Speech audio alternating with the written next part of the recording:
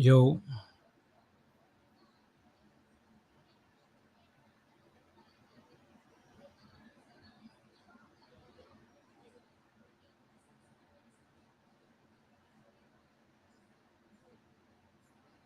what's going on? Today is Sunday, July 14th, 2024, 8:40 p.m. Eastern Time.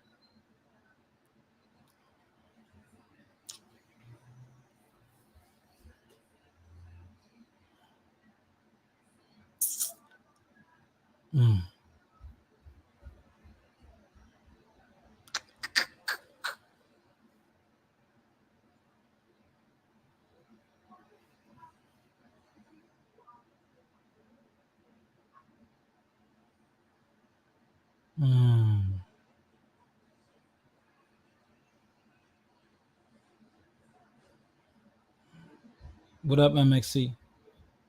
What's good?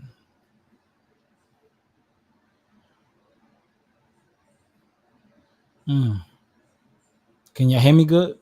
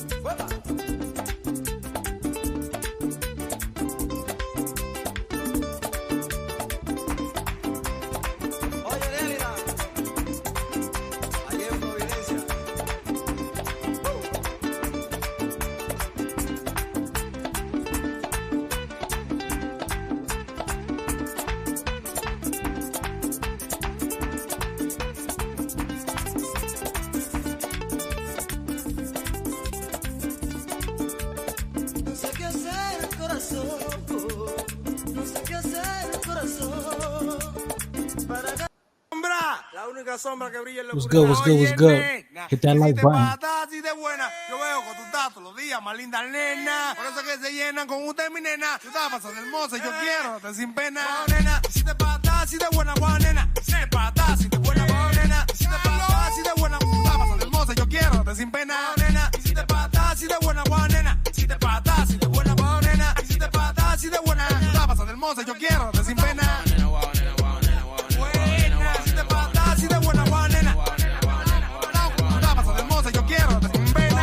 También está linda y te veo más buena. Hay que chocarte, hay que meterte la ñema. Jugarme un corredero como cuando el de Ayala. Si quiera por tu casa, me vuelo por la ventana. Nena, ponte lo que te dé la gana. Tú la mueves porque tú te ves buena y también mala. Hay que chocarla, déjala pasar si fuma. Dale un beñón para que vuele para la luna. Si te patas, si de buena guana. Dale un beñón para que vuele para la luna. Dale un beñón para que vuele para la luna. Y si te patas, si de buena guana. Si te patas, si de buena guana. Si te patas, si de buena. Tú estás pasando hermosa, yo quiero, te sin pena, nena. Y si te patas, si de buena guana, nena. Si te patas, si de buena guana, nena. Si te patas, si de buena. Tú estás pasando hermosa, yo quiero, te sin pena. Si te patas, si de buena guana, nena. Tú estás pasando hermosa, yo quiero, te sin pena. Nena, tú te pones chincha mi componente pa' que me caliente el oído y yo salga por ti. Sigue de coqueta que cuando te encharque aquí, tú más pura no vas a tener consejo pa' tú salir. Women love bad boys. Women love bad boys. Do y'all agree? Do you disagree? Si de buena guanena, si te pata, si te buena guanena, si te pata, si de buena, tú te pasas de hermosa, yo quiero, te sin pena. Si te pata, si de buena guanena, tú te pasas de hermosa, yo quiero, te sin pena. Si te pata, si de buena guanena, tú te pasas de hermosa, yo quiero, te sin pena. What up, the Marcus? Shout out the Sombra, la Marcus. única sombra que brilla en la oscuridad. Shout out the Marcus in the building. No se graba lo de embo. Ay, santo Dios mío, casi cale. Cualquiera tiene cuarto por el respeto que vale. Tengo cuero en el dien que no sé ni acordarle. Tengo el sonido y la feria y los dos pesan iguales. Ay, santo Dios mío, casi cale. Casi cale. Ay, santo Dios mío, casi cale. Casi cale. Ay, santo Dios mío, casi cale. Casi Se grabó cale. el domingo, al otro día estamos iguales. Ay, santo, ay, santo, ay, santo Dios mío, casi cale. Casi cale. Ay, santo, ay, santo, ay, santo Dios mío, casi cale, casi cale. Ay, santo, ay, santo,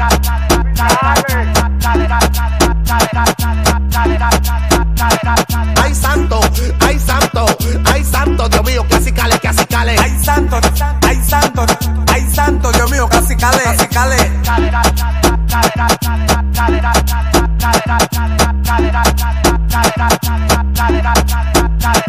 Ay, santo Dios mío, casi cale. Casi cale. Ay, santo Dios mío, casi cale. Casi cale. Ay, santo Dios mío, casi Mira cómo cale. te Se dice, grabó el boba. domingo, al otro día estamos iguales. Ay, santo Dios mío, casi cale que yo tengo. Con lo que tengo en los piernas, sin poloche la prendo. Yo sé que hay gente maquinando de que uno está vendiendo. Tú estás loco, yo la hice para dejar de su lengua. Ay, santo Dios mío, casi cale. Cualquiera tiene cuarto por el respeto que vale. Tengo cuero en el dien que no sé ni acordarle. Tengo el sonido y la feria y los dos pesan iguales. La humildad me sale y más cuando estoy bebiendo. Yo soy de verdad, yo no se está fingiendo. Real G for life, como dice Ñengo. Que de menorcito que yo la estoy poniendo.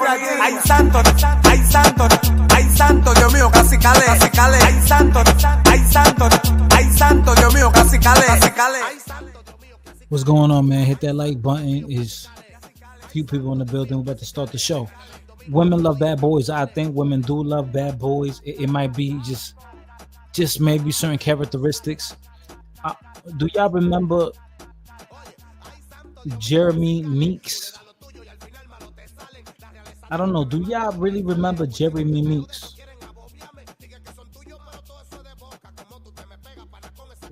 He had the women in a frenzy. He was an inmate, a known inmate. This was the controversy behind it.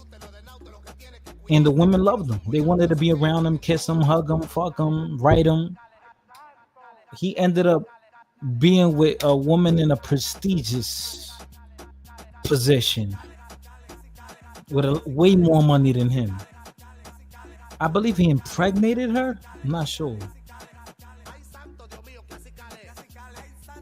What's good, Zoe? What up? Here's the crib. Que lo que, guau, guau, guau, Rochi, tú no sabes, ando con ñoñolo, Jonathan Burlón, Nito, si no con Nito no se graba lo de embo, es mentira, Candeliel, el que la prende, tú sabes que lo que, ay, santo, Yo Dios soy mío. la vuelta y ya, yo soy Jonathan Burlón, alia ñoño, alia ñoñolo. Oye, Tito Sapenusa, Reinaldo, Gerard Burlón, Waldo Calle, la realeza. Ey, ¿sabes que lo que? Now, I hope you guys know who Jeremy Meeks is. And like I realized, like I already knew this, but this only attested to my point and went to go prove my point that society says, oh yeah, a woman doesn't want you if you're a criminal or if you have a criminal past. A woman doesn't want you if you might be broke. A woman doesn't want you if you're toxic. A woman doesn't want you if you're abused. Like I had to learn to understand that all these many times these standards people say that they possess is not true. Humans have the capability to bend their standards and boundaries just to be able to have the company of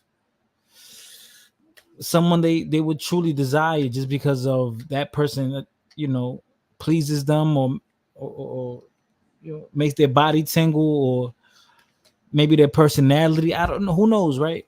They're willing to bend their standards, boundaries, and rules just to be able to have that person around. Now, this could be very carnal. It can be just lust, sexual desires, perhaps off of sheer loneliness. But at the end of the day, we can't shy away from those feelings, because at the end, we're all human.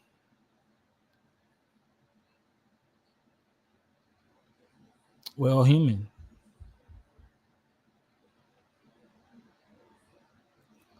We're all human. And listen, don't be quick to judge people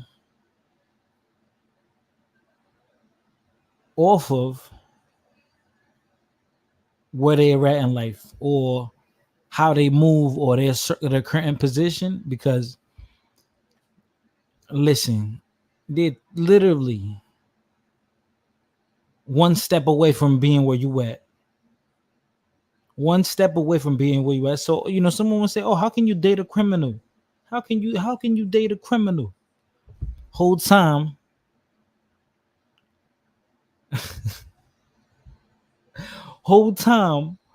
she's dating one. Listen, I'm gonna be real with you guys. You guys know I have a criminal past. I recently came home. I remember I was dating a probation officer. She was a probation officer. Ain't that some shit? Ain't that some shit?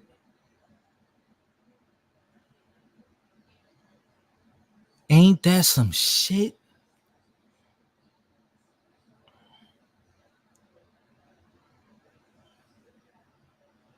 I was dating a probation officer while I was locked up before. She was putting money on the phone. Ain't that crazy? That goes against the standard and morale. Was good, Irby. It goes against Puerto Rican woman said, wasn't he that dude that women fell in love with? Where he has the mugshot? Yep, exactly.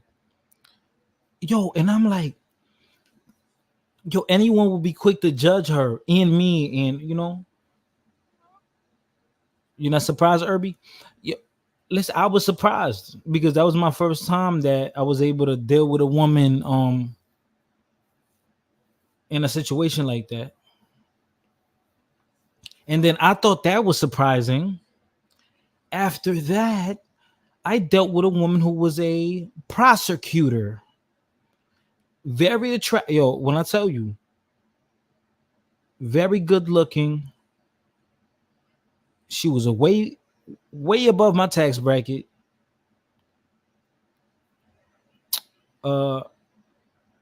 Nice body, intelligent.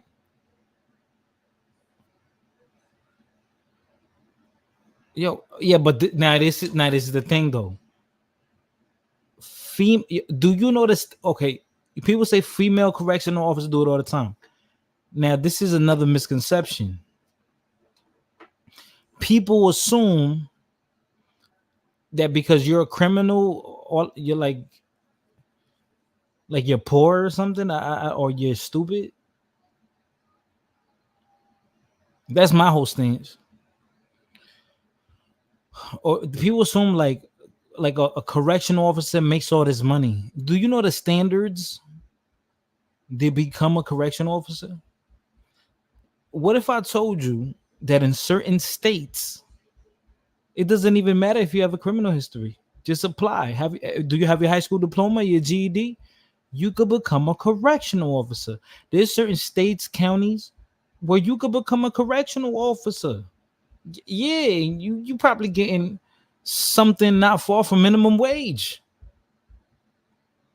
Are you guys aware of this?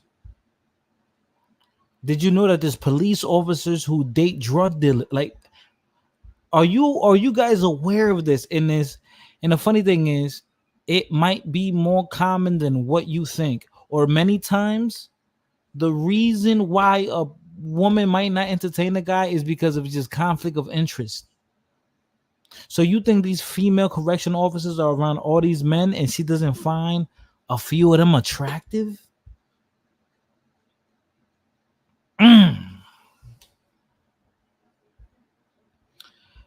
18 letter says it's mostly lust. All of the a lot of these relationships don't stand the test of time because of the conflict of interest, bro. I mean, if you think of it, a lot of relationships are about lust. All right, at least let me speak for myself. It might be considered lust, but my thing is, I put looks high on the pedestal. I can't even take a woman serious if she doesn't have a certain look. I'm not like very particular. I'm just like, I want an attractive woman. So many might deem that shallow. I'm not sure. You know, I'm not sure, Rakim. You know, everyone thinks different. Sundown, what up, bro? Sundown. Do women love bad boys? I mean, and to be a bad boy, this is another thing, guys. Shout out to Marcus. You don't have to necessarily be committing crimes. You could still be, work legally, but still be a bad boy. Like you're a badass dude. You don't have to necessarily commit crimes.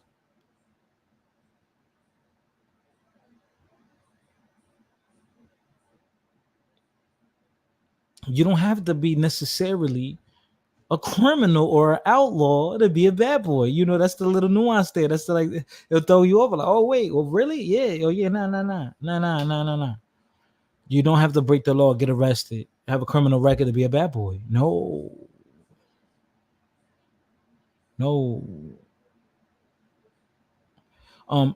Rakim says, dudes in jail bang probation officers and female correction all the time. Yeah, it happens. It's very common.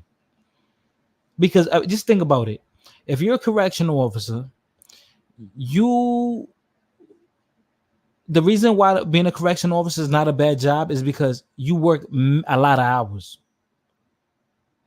And that's how you're able to get a nice amount of money, because you work so many hours, because it's a prerequisite of the job.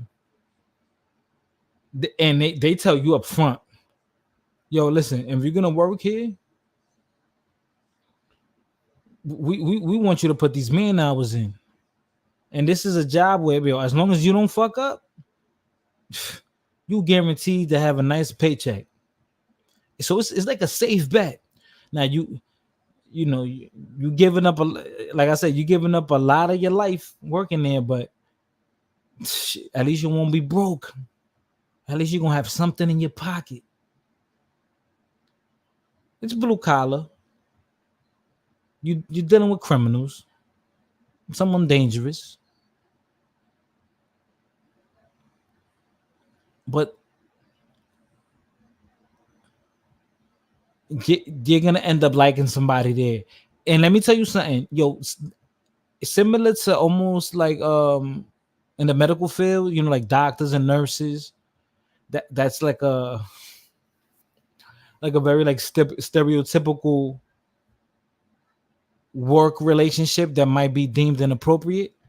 Same thing in these facilities, in these correctional facilities, where you have male and female co-workers, because they're there so long, they're around each other for a large period amount of time.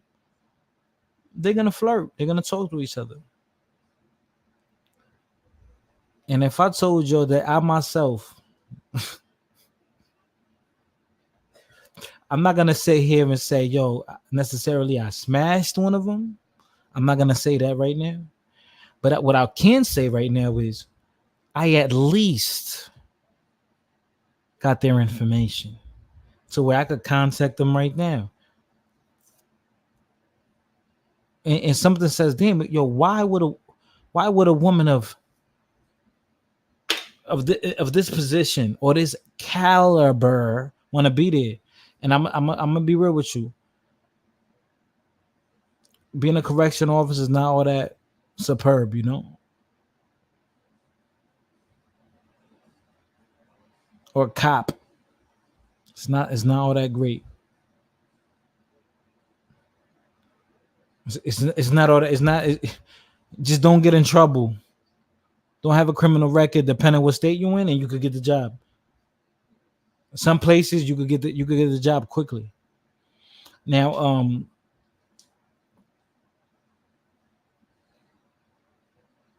let's go. I want to play this video, man. Women love bad boys, yo. Like women love bad boys.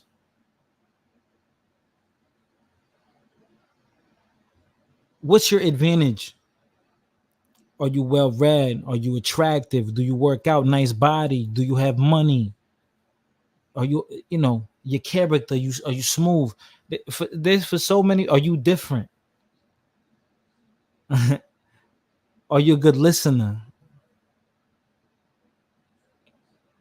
There's so many reasons why a woman would deal with you.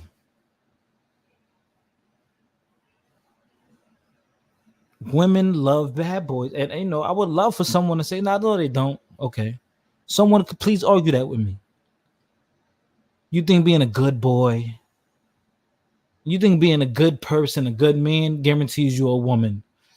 Yeah, not necessarily. Not necessarily.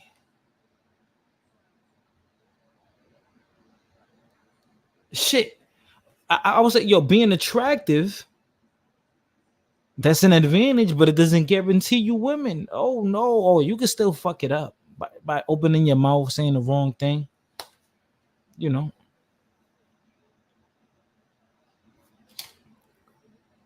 Yeah, right. You don't have to be a criminal, but just a little edge to them. Like, damn.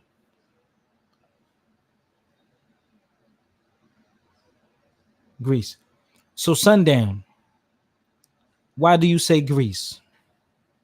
Are the women different there? Why do you say Greece?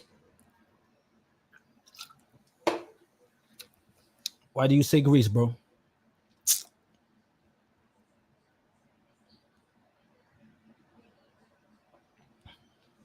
Sundown agrees. Women like men that are rougher, right?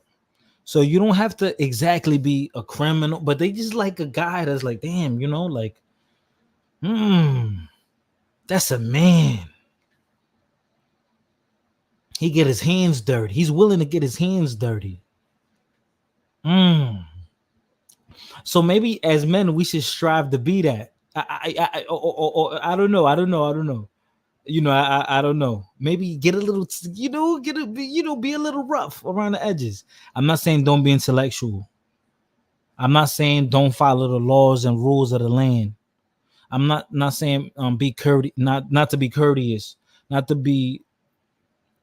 spread love to the people around you. That's not what I'm saying at all. But that edge, that's paramount. That is paramount. 18th letter says most people deal with the other sex out of convenience because that's who they're around the most. Yeah. And then now we could even argue that nowadays people are a little bit more choosy or picky when it comes to dating because we have this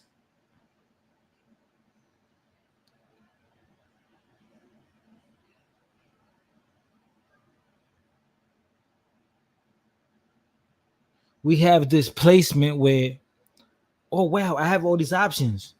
You do and you don't. It's an illusion, right? You do and you don't. Like, because when I come online, like I'm online, I have the ability to talk to so many people.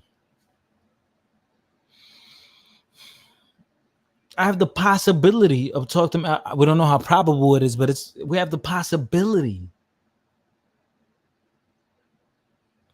to talk to so many people now. The internet changed the fucking game, yo. It changed life as it is, as we know it.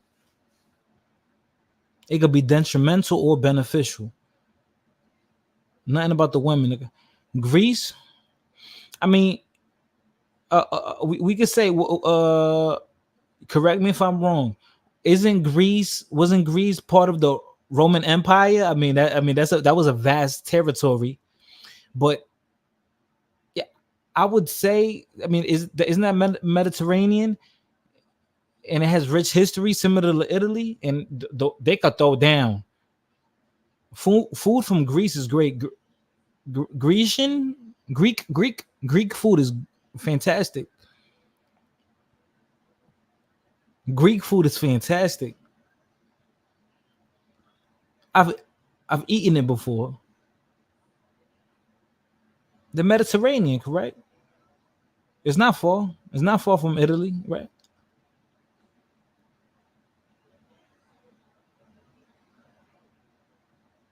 Didn't they war? They like the Spartans and all that. Like that was, you know, at times those people lived amongst each other. They had states, like an example, like they had a hegemony within that state or country. So they intermingled a lot. The the Greeks and Italians. Hmm. 18th letter says it was a chick in New York that got deleted, getting a BBL because she wanted attention from the inmates in the prison. Ooh. Are you working right now, Rakim?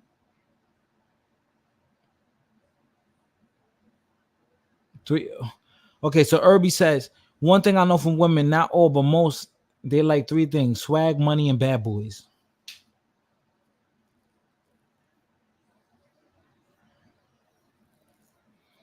So swag is more like your demeanor. Money could mean what, like things you possess. It could be your job, the potential for it, or if you're around money, right? Or if you show that you could be self-sufficient and potentially take care of her. Bad boys is like, oh man, like, oh yeah, he has, you can tell that he has that proclivity to be dangerous, so he could protect me, or he don't play that, or he got guns around, or he been to the prison, or he has respect, power. Ooh, ooh, ah, ooh, ah, ooh, ah, ooh, ah, ooh, ah, ooh, ah. Oh, he's a firefighter. Oh, wow. Oh, he's a rough, tough man. Oh, he's a mechanic. Oh, he's a police officer, fireman. Did I say that already? Oh, he's a security guard. He's a bouncer, right? So you don't have to necessarily be breaking the law, but you just give women that inkling that you have the propensity to get violent. All right, so let's play this video, man. And this is not new. This is old, guys. The story behind this guy, right? The story behind this man, Jerry Meeks. This is an old story. Guys, I am not saying don't go out there, get your education. Don't go out there, get your money. Don't focus on women. Don't just rely on your looks. No, I think be a well-balanced person. Get your body game right. Get your physical appearance right. Be well-read. Educate yourself. Go work. Develop your character, your personality, your habits. It all goes full circle. You know, it's more about being balanced.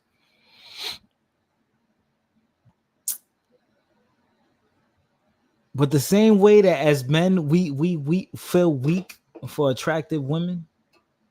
Oh, she got a big butt. Oh, she got a nice smile. Oh, I love her skin color. Oh, she got nice long hair. Oh, she's so soft and feminine.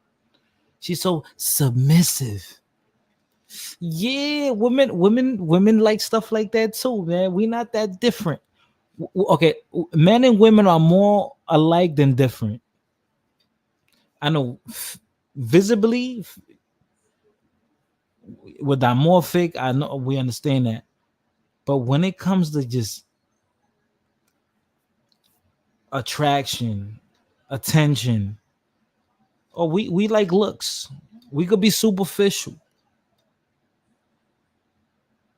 But the superficial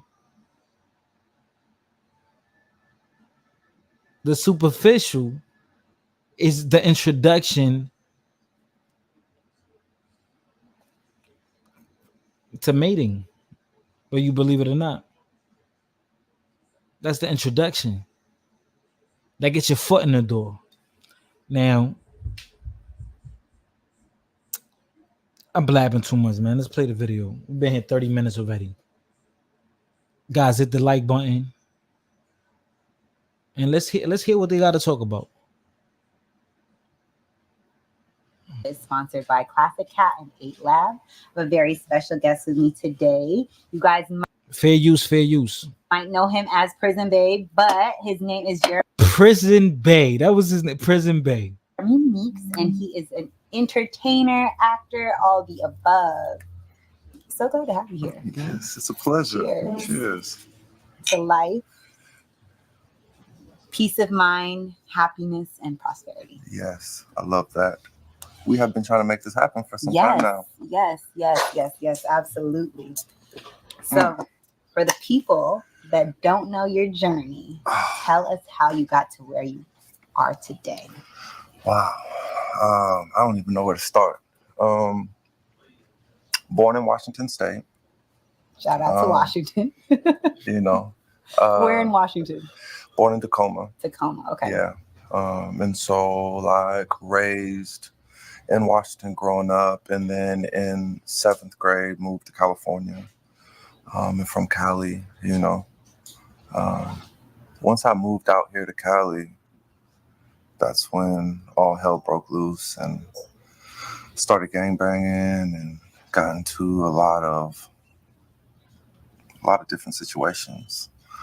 Do you feel like it was like a culture shock to go from like Washington to Cali?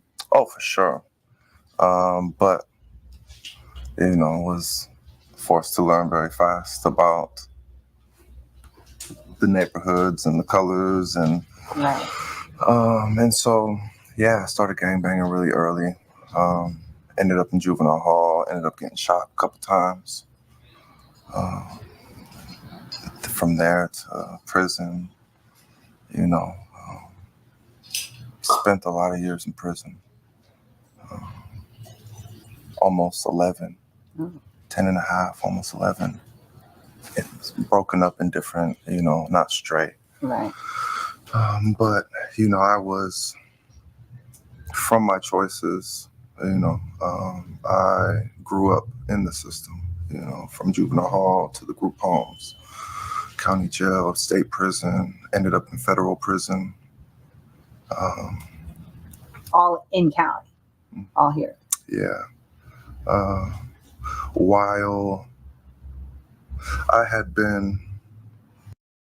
If you use a trending sound on Instagram, that's not the only thing that Instagram is actually looking.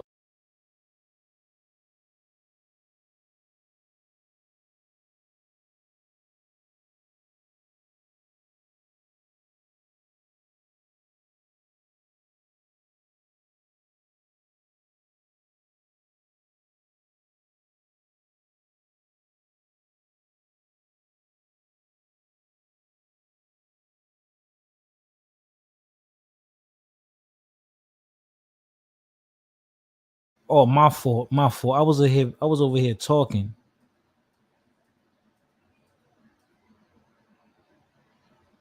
Wait, your comments are still getting deleted, Blood Moon? What are you saying?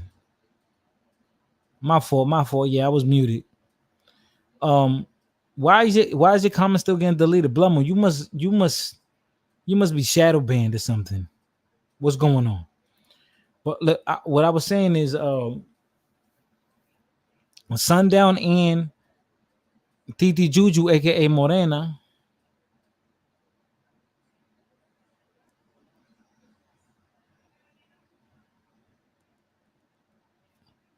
I don't know. I don't know if he's zesty. I mean, don't women want men to be sensitive and calm and cool and collective? Buck, bro, what's good? What up? I got my finger on the trigger. Hey, what's going on, bro? Okay. Subscribe for you from Razor Rays, bro. You was on that show, man. You was cooking, Oh yeah, what's up, bro? What's up? man. Yo, Man, I was like, yo, this dude is dropping gems in the Razor Rays chat, so yeah. So, Oh yeah, nah. Yeah. You know. from that and end you know- right now. You said what, bro? I said I'm coming from Razor Rays side, so Yeah. I remember. Okay. Yeah, I Yeah. remember when I was over there. Okay, yeah. That's what's up. So people coming over here showing love. That's what's up. yeah. So I was Now- like, because now, you gotta, you see, this is why I tell people, man, collab or just get on the panels of these big time YouTubers because you can gain subscribers like that, man. It's like put Correct. yourself out there. It's kind of like a networking thing. Like in real life, when you going out, when you network, you go to these organizations, these events, you start meeting. That's how it is in YouTube. Like you put yourself out there. And that's how Razor Ray's channel got big. He was doing the same thing. And I remembered Razor Ray's when he was like at 50 subscribers. So to talk about the topic, man, why women love bad boys, man. Let me just say this. I've been in relationships many times with females. The reason why women love bad boys is bad boys are, first of all, they express their feelings. They tell them these chicks how they feel, straight up, and they don't care. Hold on, quick. Oh yeah, Sean, I muted you, Sean, because you got another tab open and it's echoing right now. So you close any extra tab you have or something because it's bad. Oh, go ahead, Buck. My bad. So you said that bad boys they express how they really feel. Go ahead. They express how they feel. They don't afraid to say what they feel, which attracts the women. And nice guys, they put women on pedestal. Like they will do all kind of shit to put them on a pedestal just so they can get that women. But the thing is, women are kind of not attracted to that. They don't want to be put on pedestal. Mm-hmm. They want the man to be above them. What the nice guy does is like he puts them underneath them. He doesn't put himself first. Bad boys, what they do is like they put them themselves first. So it's like bad boys just basically means a masculine dude. What it means is like I was trying to say that, bro. You don't have to be a bad boy. You don't have to commit crimes. Look, masculinity doesn't mean muscles and all that. It's not that. It's not just that. It's the actions. It's what led to it. How you behaving as a man. And it's like women are kind of drawn to that. When they start seeing, like how you behave, how you carry yourselves, and you don't have I don't give a fuck mentality. You're not afraid to lose that baddie. That's how it is, bro. So where the nice guys agree. It's like they put these chicks on a pedestal. They taking out these chicks on a $200 dinner date in hopes of sleeping with them the first night. But where the bad boy, he's shooting his shot at a couple women, and he's telling them from, hey, I'm at the crib. You trying to come over, for first date? We can get it in. We can get it popping. He'll tell them up front. Where the nice guy, he'll go on a date with them, open the door for them in the car. When she gets out, he'll open again. They'll go to the dinner, the restaurant. He'll, scoot the chair for her so she can, so she can sit down. Then at the end of the night, he pays that $250 of dinner tab. And at the end of the night, he's only getting a hug at the end of that. And that's the nice guy. The bad boy, he's approaching these chicks in real life. He's getting their numbers, and he's upfront with them. He's like, "Hey, so what's going on, man? You trying to meet up? I'm really trying to get it popping, man. Let's get it." Some chicks might say no. Some chicks might say yes. But for him, it's just a numbers game, Where the nice guy, he's not being nice because it's his personality. He's being nice because he wants to get something from that girl, and that girl can sense that thirstiness. Is basically what nice guy means is a thirsty dude. It means a thirsty dude who's being nice just to get something out of her. That's what it is. Is basically a nice guy means a guy who changes his personality, who makes himself look good or nice to get that women. But women can sense that aura. They can sense that aura, that thirstiness, and that's why women don't respect nice guys. Okay, that's fair. That's fair. That's fair. And I understand that definitely. Like when you venerate another woman and jeopardizing your own self-respect, definitely. Or when you're overreaching or getting Payton just to impress, or you're putting damn near your own self-respect on the line, of course, because it's like that cat mouse game. Them little details, them little subtle things, the body movement, the body language, little things like that. You just have to recognize it and accept it when it happens, and that's it. You move on. But I think many times we fall victim to having like a scarcity perspective when it comes to the dating realm. Now, I don't know. People said, okay, someone in the comment made a great point. I don't know, Satan, what you got going in the background, Mr. Satan Lucifer Ford? You got like background noise. That's why I muted you, bro. Now, someone in the comments mentioned the fact that this man won the genetic lottery. Now, I mean, this guy, he's in a. I wouldn't say I won't call him a bad boy. He's just a. Because there's millions of guys like him, like same lifestyle, same everything. The difference that separates him between those other dudes is no homo, because this dude is more aesthetic to the females. Because like there's millions and millions of criminals out there coming in and out of jail. How come they're not receiving the same attention as this dude? So the women are kind of more drawn to this dude because it's like they're like, yeah, this dude, they're attracted to him. Right. So that it goes to show that being a criminal won't hold you back from getting a woman, though, right? Yeah. I mean, as long as you're attractive.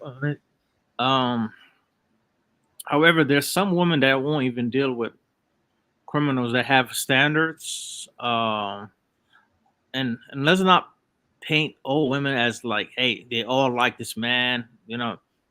Every woman they're gonna have their different views. Like a CEO of Fortune 500 company chick. She's mostly not gonna mess with this kind of dude. She's messing with the with the executives, the lawyers, the guys who are high caliber. So it's like it's different. So let's not categorize every woman like to like the criminal minded dudes, because like let's look at women as a broad, because you got women there that's in the hood, women that's career educated, women that live in the suburbs. So it's like they're all gonna have their different views, right? Just like men who are raised in the hood, men who are raised in the country, men who are raised in the suburbs, men who are raised in the city. They're all gonna have different views. So it's it's gonna be different. So all right. So one thing is like this guy just got more attention. I would say this guy just happened to got more attention than the average prisoner. You know what I'm saying? All right. So we can say the story alone in itself had more popularity than anyone else. We can also say that because for the most, this is the one circumstance that we're speaking about where a criminal, someone who committed a crime, who has a record, was able to deal with beautiful women. Now, don't many criminals deal with, wouldn't you say, beautiful women? What is it? Yeah. Wouldn't you say a bad boy deals with beautiful women? They tend to. Bro, beautiful women have this competition for beautiful women. Uh-huh. This men compete for beautiful women. So that beautiful women you were seeing, I'm talking about the top of the top. She's talking to lawyers, she's talking to doctors, she's talking to millionaires and all that. Why would she want to settle with this broke bad dude? And I'm talking about the prettiest, the top of the top line. I'm not talking about your everyday average chick. I'm talking about the top of the top line of pretty women. All right. They're not look. They're not messing with bad boys. Let's put that to the fact. Women. Here's the thing. It's called hypergamia, right? Women date up. Hypergamy. Yeah, hypergamy. Yeah, hypergamy. Women marry up. Women date up. So, okay. I mean, she might mess with a Chad or Tyrone, but at the end of for short term, but at the end of the day, she's gonna settle down for that lawyer, that doctor, that millionaire, whatever, for long term. Now he could have been making more money than a lawyer, a doctor, right? What is it? He could have been making more money. Yeah. Receiving a higher income than a lawyer or a doctor, someone that did things the legal way. Is that correct? Right. Now, is that, especially now the times that we live in, where women now they could balance their mating choice because they don't have all this dependency financially. Now their dating choice has become broader. That's fair to say, right? The fact that now women can earn money. Mm-hmm. So now there's less weight on the man. We can say that, right? Mm-hmm. Right. So now that could be detrimental to certain men, but that might be benefit other men. Right? Because now on a financial standpoint, a woman might lower her standards. She's like, okay, you don't have to really be that, that wealthy or have that much money or own this much property. But man, shit, you got a nice body, or you're very handsome, or you're very tall, or strong, or your demeanor. I love your demeanor. Yeah. So now that opens the door for a lot more men now. And the thing is, the point I'm trying to make is similar to how men could be deemed shallow. The same falls for women too. Like they can be very shallow too. And the thing, women are more brutal about it. I believe so. Women are way more brutal. Oh, you're not tall enough. You're not tall enough. You got fat. Yeah. You got fat. I saw my female cousin. She told me, you know what she told me one time? Oh, you used to be like cuter before. Like, what happened to you? Like, she told me straight up. I'm like, damn. I wouldn't have that guy. Yo. And then I had my that's just crazy, bro. Yeah. Like, it's like, they're brutal. And then the thing is, like, but imagine if I said that about a woman. If I said, you gain like a little weight, like that would go crazy, bro. I remember my stepmother. I said something, that same cousin. I remember I said, you gained a little weight, and she was like, oh, don't talk like that. I'm like, what you mean? Like, we got that relationship when we really with each other. I let her know she was kind of letting herself go. She's a good looking girl, but like, you letting yourself go. What's going on? but I get all the shame. So, sometimes we have to be real about that. Yeah. One way that can be brutal is like, say for example, you're talking to one chick, right? You're okay. You went on the first date. You went on a second date. You're clicking. You're thinking that this chick is the one, right? Yeah. And as a guy, you're thinking, oh, this is the one. Okay, this is my only option. I'm talking to her. I'm gonna focus all my energy on her, right? Meanwhile, from her end, she's talking to 5 different guys. Yo, yeah. So she's talking to 5 different guys. Let's say you took her out on a Tuesday for your third date. Both of y'all, you hugged, you kissed, you had a good time. She's feeling you.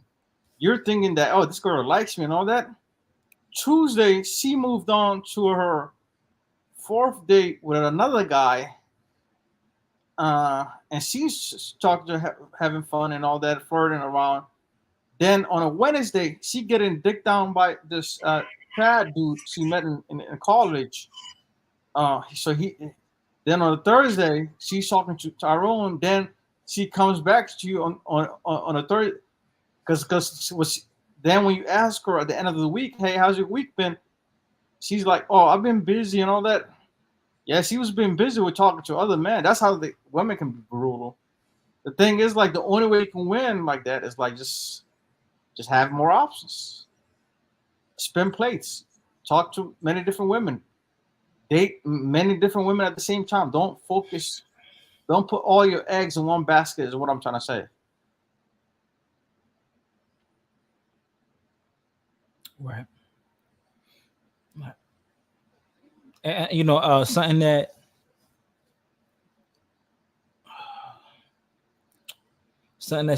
we should emphasize on is sharpening yourself every day. Be sharper, be better. Even if aging or maturing might depreciate your youth or beauty, but still sharpen yourself in other ways. It could be your fitness, it could be your mental health, it could be your habits, your money, your ability to have conversations, your oratory skills and whatnot. So definitely, but I don't know what it is. I don't know if it's like the law of attraction or something, but it's like all of us. I don't know if this is magic. Maybe I have to learn more on it. But when you develop yourself, for some reason, it's like now people respect you more because they've seen that you've invested in yourself. And time is the best way. No matter of fact, okay, the time you take to invest in yourself is the best determination, a predictor of possible results you could obtain. Right. Yeah. So let's continue playing this video because, okay, right now, he's really speaking on. He had a rough upbringing.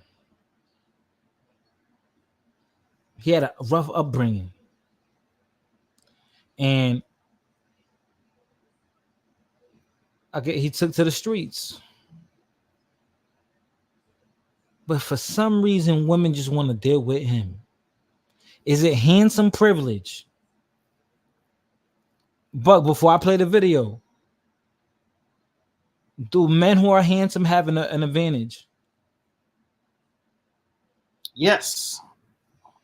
Like,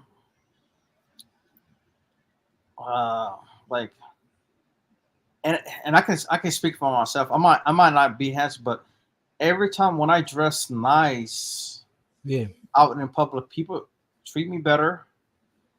Sometimes, like today, I went to this restaurant. I got a free food from this chick.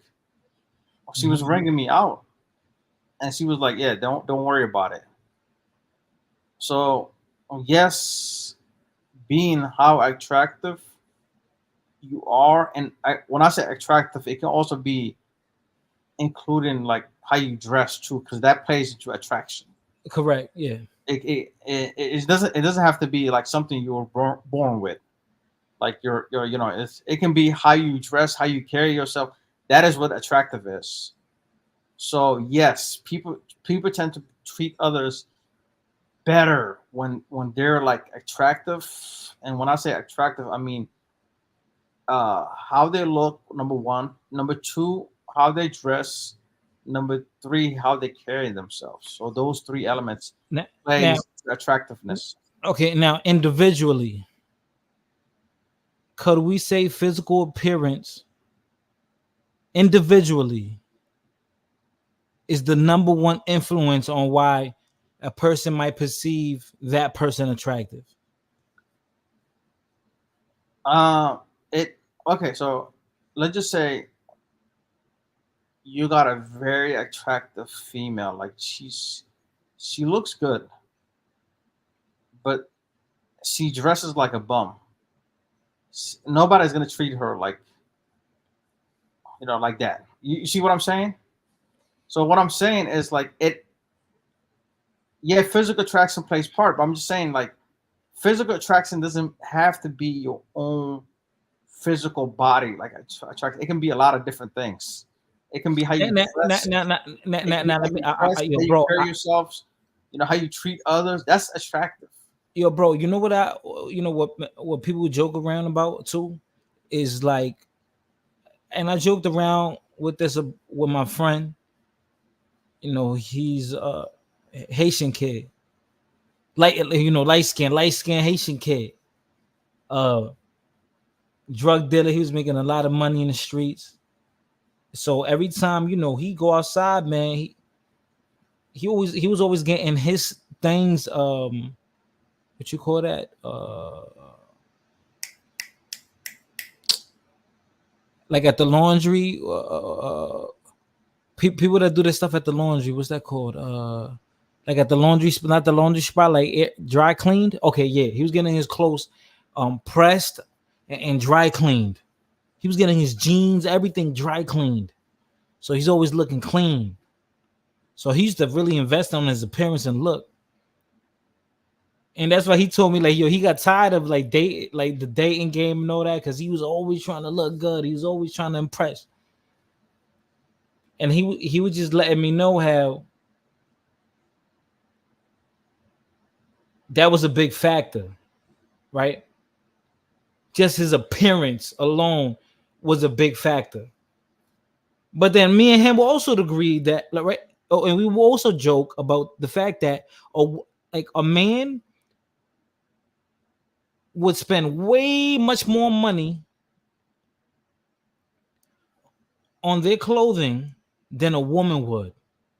Women go out with their outfits, they're very cheap. Like, remember too, women have way more money. Way more wardrobe and clothing than men do. They have way, because they're always wearing something different. They're always wearing something different. And the thing is, like, and it'll be why cheap. women are more so attractive than men. Yeah, women put more effort into their looks, right? Into their body, right? Like every time when you see a woman go out, you see her nails are done, her hair is done, right? The shoe game is on point, dress game is on point. So it's like they put more effort, right, into it compared to man. A lot of guys don't give a F, so they just walk out and they're like, man, I'll see what I can find, And then these are the same type of dudes that complain why they can't get no females. Yeah, he was light skinned, stocky with a Haitian accent, jewelry, fast cars. And what song is that? No. So hold on. So now the funny thing about that is that there's women who women don't have to be yours. They don't have to get all fly. They might invest in certain little things, but a lot of times women, they wear cheap stuff and they look good in it. They wear cheap stuff.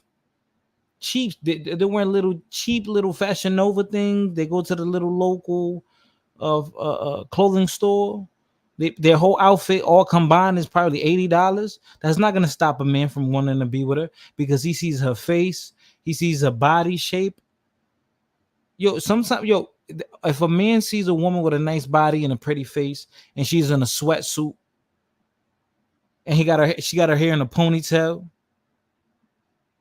that's not gonna stop a man from wanting to get. Oh damn, yo, what you? Because he sees all. Matter of fact, I think men appreciate that more than anything when they see a woman in her natural state. Like, oh damn, like, so on the wake up, this is what I see. On the wake up, this is what I see. In your natural state. Oh shit! Like I can only imagine when you intentionally are looking a certain way. You look magnificent.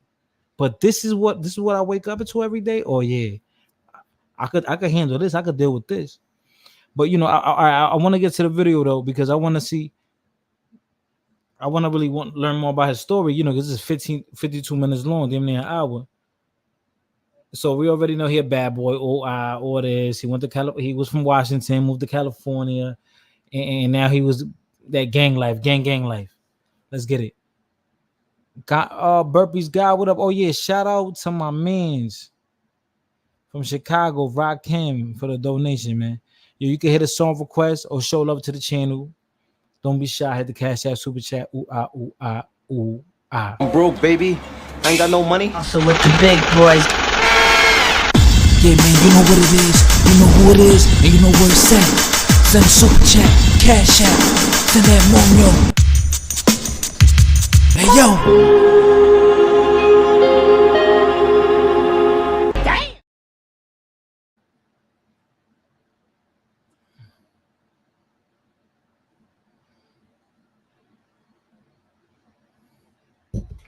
And bounced around and ended up getting caught. And U.S. Marshals flew me back, and they bust me in through Sacramento. Mm-hmm. And from Sacramento County Jail, they took me to Tracy DVI, which is the state prison. And I was only supposed to be there for 3 days on a layover until I hit my final destination, which was San Quentin State Prison. And while I was in Tracy State Prison on the layover, that's when I met my wife, well, ex-wife. She was my nurse. In prison? In prison, yeah. She passed out my medication.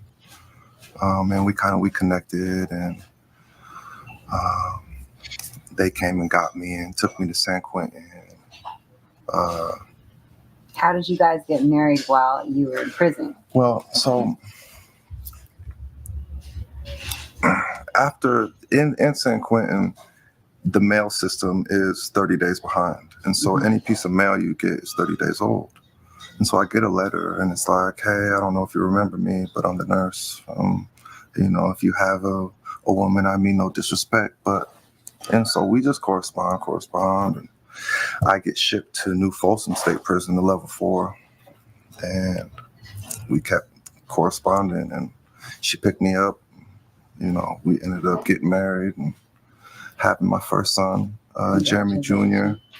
He's 13 now. No, he's not a baby no more. No, yeah. But, we were married for 9 years. And then I caught this Fed case. I didn't know that, let me word this correctly. Yeah.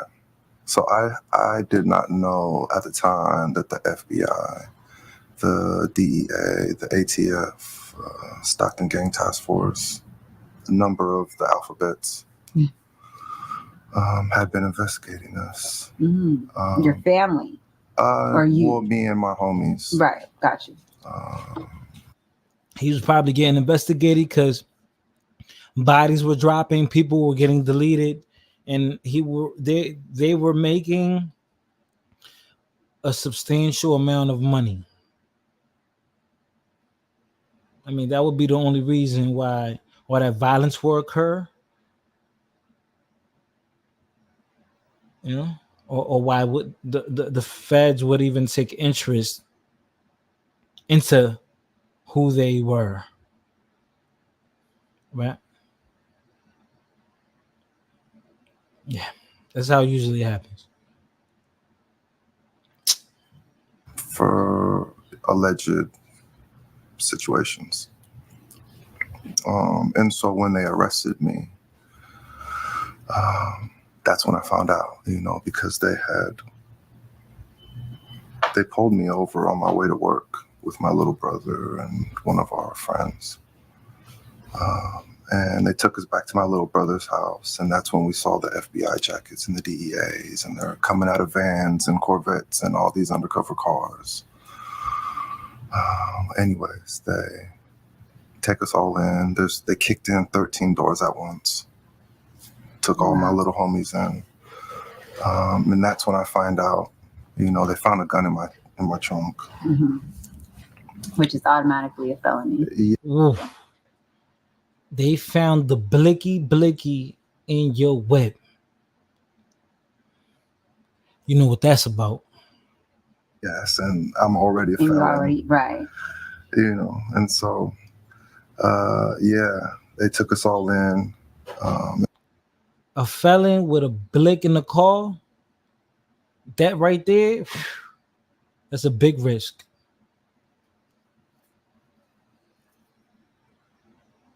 Huge risk. And I remember standing there, and they're like, all right, stand forward. And I look forward. No, first I look sideways, and they take the side profile, and I turn my head, and I look forward, and they're like, sir, look here.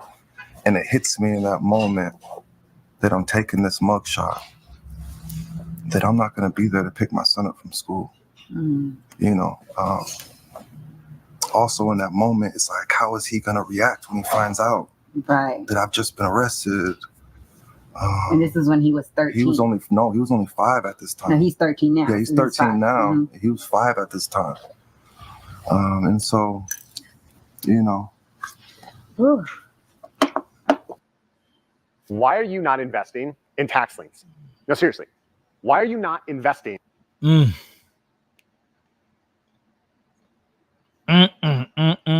Hit that like button, yo.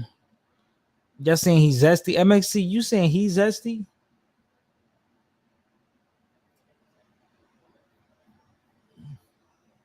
It was really rough because at this time I had never been away from him. You know, the 8.5 years I did in prison before I met his mom, there was no responsibility outside of yourself, you know. And so this just hit so different. Like I was broken and I wasn't able to get on the phone and talk to him that whole night. And so I woke up in the morning. Really, to be honest, I never went to sleep. I had one of my homies in my cell and we sat up all night because I was just so stressed thinking about the feds and how they get involved in my case and what's going on and I had no idea. And I woke up in the morning. I was laying there and the police popped my door and they're like, Meeks, Channel 12 wants to do an interview. Like, do you want to take it? And I opened the door and I'm like, what do you mean Channel 12 wants to do an interview? And he's like, I don't know. Do you want to do the interview or not? And I look back at my homie. I'm like, he's like, cuz, do it. And you didn't know what the interview was based off of. I don't know what's going on. So I'm like, all right, I'll do the interview. So like, all right, 10 minutes, we'll pop your door. And you knew what you got arrested for. I knew everything. You knew everything after the fact that they arrested you. Yeah. Gotcha. And so, damn, this is like, taking it back. And 10 minutes later, they pop the door, pow, and they come and get me and they walk me up to the visiting. And I'm thinking it's going to be the news. And it was one of my little homies. And he was like, nigga, you went viral. And I'm like, viral? Because at this time, I never had a social media. Right. I still never had a Facebook. I've only had Instagram. And so I was like, I didn't know what that meant. And he's like, when I tell you you're on every media outlet across the world, my brain still didn't compute like how big of a scale. And so, I was like, all right. And visit ended. I get back to my cell, and as soon as I close the cell, they pop it again. And they're like, now it's the news. And so now. So this is Channel 12. So now it's Channel 12. So now I'm going into this knowing that I had went viral. Okay, so the Channel 12 one, what did they interview you based? Like, what did they tell? Well, like, first it was my homie. About? I thought it was going to be Channel 12, but first it was my homie. And so my homie broke the news. Oh, to Channel 12. Channel 12 was already coming because they already knew. The world already knew. Got it. But I'm sitting in jail and I don't know yet. Got it. And so you were in the moment of I'm in jail. Yeah, like they still haven't turned on the TVs in our pod yet. Oh wow! And so I haven't seen the news. Right. And so now I'm going into this interview with Channel 12, and I know that to some capacity there's some buzz going on. Right. And you didn't know what it was about. Mm-mm. So in your head, were you thinking like, I'm going viral for the DA and all that, all them people coming in my house? And again, no one right. I'm in the streets. Right. And so I don't know what's going on in the media and entertainment. Right. And so when someone says going viral, like, what does that mean? I didn't know what that meant. Right. And so then Channel 12 came in and immediately I could tell they're trying to spin me. Mm-hmm. For one, they try to label me a kingpin. Well, not Channel 12. Really, it was the police department. Mm-hmm. And so when they named me the shot caller of the Cribs, I was like, are you for real? Then they said I'm a kingpin, and it's like, you guys, I was going to work. Like, I was working for $13 an hour. How you gonna label me a kingpin?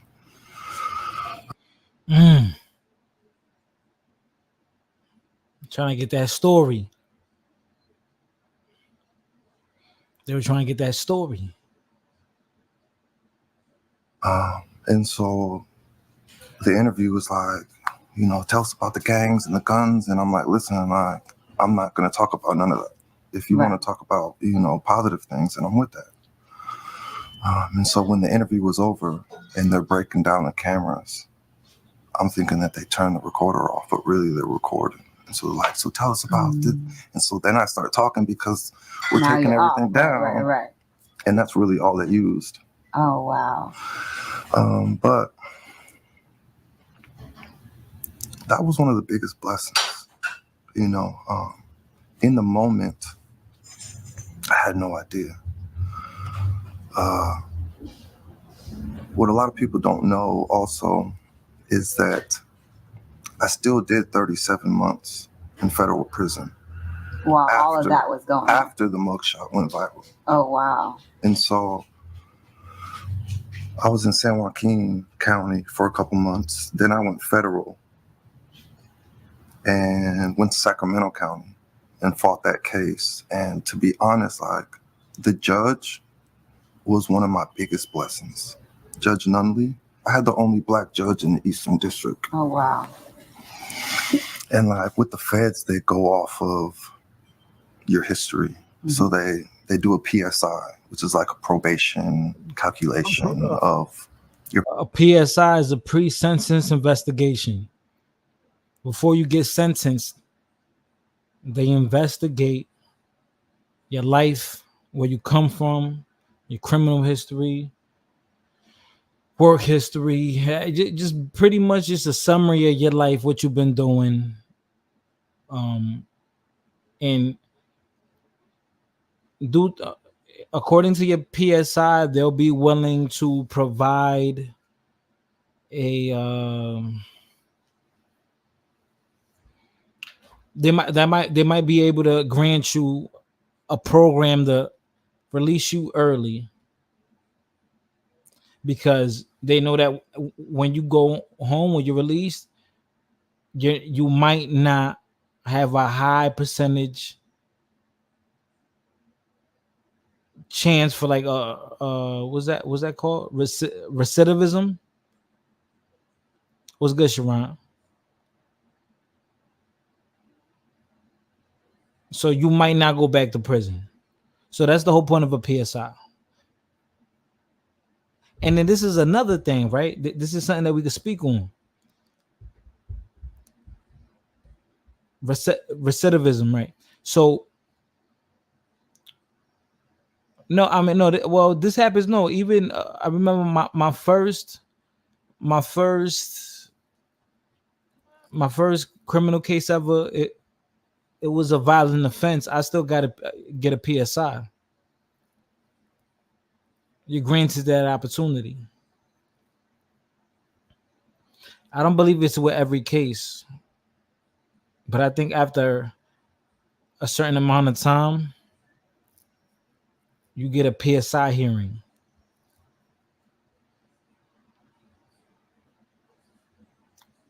So before you're sentenced, someone that works with the state comes interviews you. That way, the prosecutor or the judge, they're able to read up on what what your life is like, because then that would get to determine, okay, at least if we release this person a little earlier, at least they have a chance at staying out of trouble and being productive in society. Your past crimes, your have you been in juvenile hall? Did you gangbang? Did you graduate? Did you drop out? Right. And it all gives you points. And so with those points, it calculates the months that they're recommending to the judge. And so from my PSI, I think it was like 67 to 76 or something like that. And what is normally like a point system range from like 0 to what is the highest? Well, at this time, I had no idea because I had only did state prison. Right. And so I'm used to the way that they calculate it for state prison. And now I'm dealing with the feds. Right. And their points calculate months. And so really they were trying to give me like 67 months. But the judge was that's over 6 years. Over 6 years. And with the feds, you have to do 85% minimum. Like, no. Like, he has an opportunity that no one has ever had. Right. He's like, I want to make sure that he has a chance to take advantage of this opportunity, and he only sentenced me to 27 months. Oh, wow. Now. And you were supposed to get 60 plus months. That's what they were recommending. Right. So he sentenced me to 27 months. But also, okay, so yeah, he gave me 27 months, but from my affiliations and the way I conduct myself in the prison system, I ended up getting extra time. I got caught with a couple knives and some situations. So I ended up doing 37 months instead of 27. But when I got out, almost a whole year. So when you're on extra federal parole, if you want to fly anywhere in the United States, your probation officer can allow you to do that. But if you want to leave the country, you have to set a court date. And you got to go in front of the judge to see if they'll let you out of the country. But my judge already signed over the papers. Before I was even released, we didn't even have to request them. Right. As soon as I got out, all the paperwork was filled out that I could travel anywhere in the world, which made it really easy. And, it was just a huge blessing to be able to, for someone to actually really believe, because they say in the system, they say they want you to succeed. But if you succeed, if everyone succeeds, then they don't have no job. Right. There's no one to judge. There's no one to. I feel like too, when people are in the system, they're more comfortable in the system because that's what they know. Yeah. And then you go back out of the system, and then there's no job opportunities for you, and there's not a better life for you out there than it would be in there. So it's like what people, I feel like, revert back to what they know. And that was me. That was me for years. I was so institutionalized. I was in and out for 8 years. Until I met my ex-wife, who gave me some stability, which kept me out for years until I caught this case. But that time in the feds also saved my life because it gave me time to really sit back and think about the choices that I was going to make. You know, like, what are you gonna do? Like, are you gonna take advantage, or are you gonna fuck this up as soon as it, like, as fast as it came? You can really like blow this whole opportunity. Right. And some really influential people did try to bail me out. And had they bailed me out, I would have ruined it. You know, so it's been a ride. It's been a journey, but you're in a beautiful place now in Very your blessed. in your career, in your life. How was that transition after you got out? Looking for an easy way to get that LLC next to your business name? Say hello to Taylor Brand. You just go to their Unreal. To be honest, like growing up, I used to see people do things and I thought, I could do that. I see them on TV, like I could do that. But never thought it possible. Oh no, well somebody. I mean, basically, but you. All right. So now this is the thing, right? So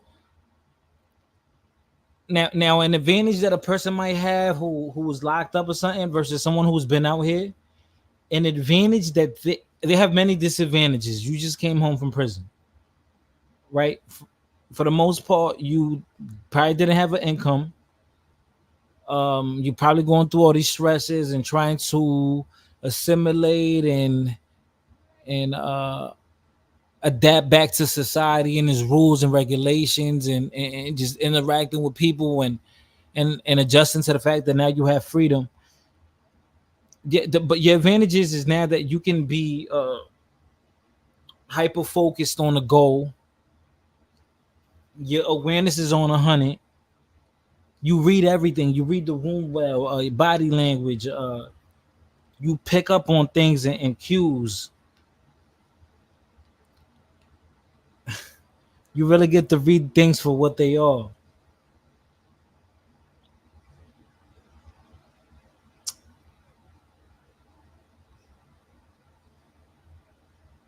Mm.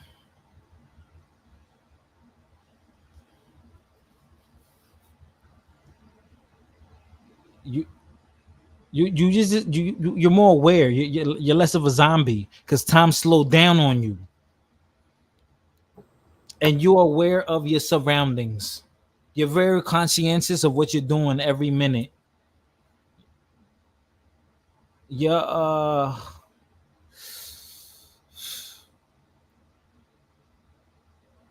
you realize what you're putting your time to, what you invest your time in doing. Are you wasting your time? Are you being productive? The 13th grade, right?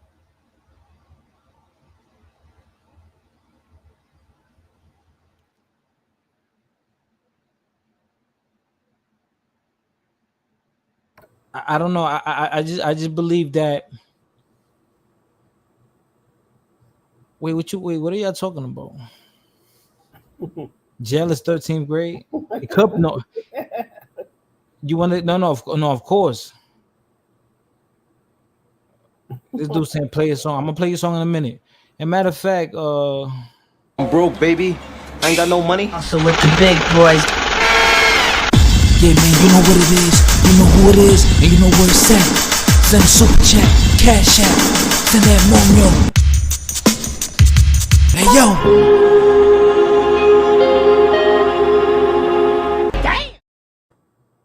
So shout out to Ron Burgundy and Rakim. Y'all show love. Hit the cash app. Hit $ pay me beloved a super chat. You already know what it is. Show love, man. Hit the like button. It's free. Share the live. My point is that it's a learning experience, man. Prison is a learning experience. I'm not telling you to go there. I'm not telling you to go there. No. I'm just saying that on planet Earth, besides the cemetery, it's a place where you can be and you could really sit down and fucking learn because you're forced to. So let's continue. Don't worry, Rakim. I'm gonna play your song coming up next. You know, we just didn't have those kind of opportunities and chances. Right. And so now, like, I find myself in these situations where I realize I know I'm supposed to be there. Right. You know, it feels good to find a passion. Absolutely. You know, and it's crazy for me to say that I found a passion in theater. You know, like, I started modeling first, but modeling was a stepping stone. And then I transitioned to acting.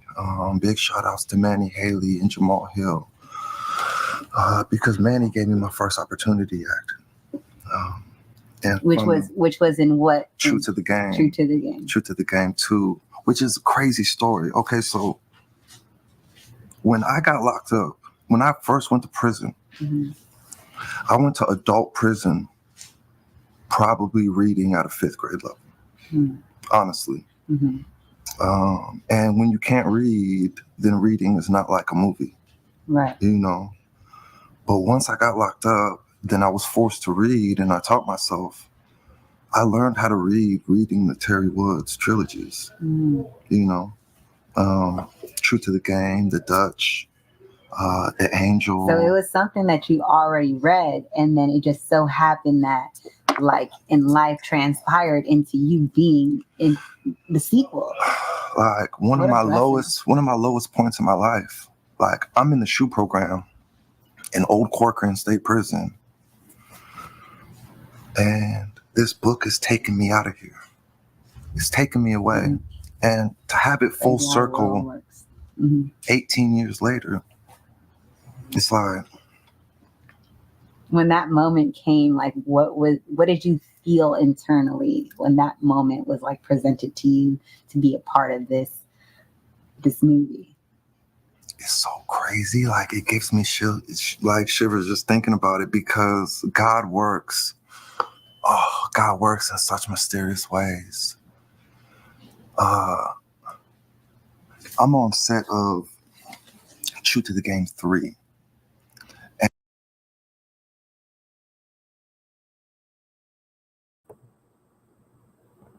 My bad. Burpee's God. I said Burgundy God. Burpee's God said DCOs are basically Walmart employees with a badge, and it's true.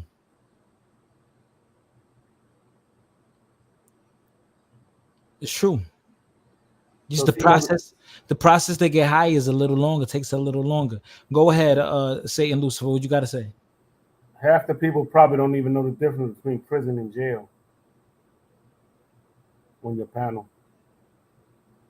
You know there is a difference, right? Were you asking me? No, I'm just saying in general. Like, some people don't know there's a difference. I just found that out. Yeah, I mean, it's not. No, I'm not. This guy. No. What I'm saying, I mean, sometimes we use, like, sometimes the term it could be used synonymously if you don't want to be so technical about it. Like, like an example, if you're in prison and you're talking to another inmate and he said, "Yo, damn, bro, why you look mad? Why you not happy? Like, why you look mad right now, bro?" And the guy turns to you and says, "Bro, I'm in jail right now, bro. I don't want to be here." I understand what he means, you know. Exactly. I'm not gonna stop him and say, "You're not in jail, you're in prison." You know, it's pretty. I mean, jail just means it's more like your local county, and then prison just means for the most part, prison means that you were sentenced already, and you're more in a permanent spot. That's the only difference. It's not that much different. Your freedom is still deprived. It's still violent. You still might get in a fight. The correctional officers still treat you like shit. To be honest, prison might be a little bit more comfortable just because of the fact that you're already settled in. Can I elaborate off what you said? Go ahead. To me, jail is you get picked up for something that you didn't do and don't have no bail money, and you could be gaining charges while you in there for knocking dudes out or whatever it is, and you can end up picking up charges and you innocent because if you don't have no bail money, you might not be able to get out of jail. That's not what jail is, bro. You don't agree with that? No, that's not what jail is. So because there's sometimes people, sometimes there's people that go to jail. Like let's say if you commit murder, there's people that go to jail and they have a extremely high bond that many people can't even afford. That you're even a middle class person can't afford. Your average person cannot afford that. Your bond is $500,000 for a serious crime, and then you might sit there 2 to 3 years, 4 years before your case is even handled. You know, jail is not because you keep fighting. Jail doesn't mean that you're innocent. Jail was it just depends on at that current time, depending on what state you're in. What are the jails flooded? Sometimes they just lottery pick your file and say, okay, we're gonna move this guy because he just came in and he already sentenced. Like with me, last time I went in, like 7 months ago, when I went in to prison, I only spent 3 days in jail because I was already sentenced. Like I bonded out immediately, so that's why they kicked me. I bonded out. I never even hit the jail. A whole year later, once I turned myself in, I was 2 to 3 days. I spent 2 to 3 days in the jail, and then immediately they sent me up to prison because I was already sentenced and I was more in a permanent spot. So yeah, you know, but can't you get accused?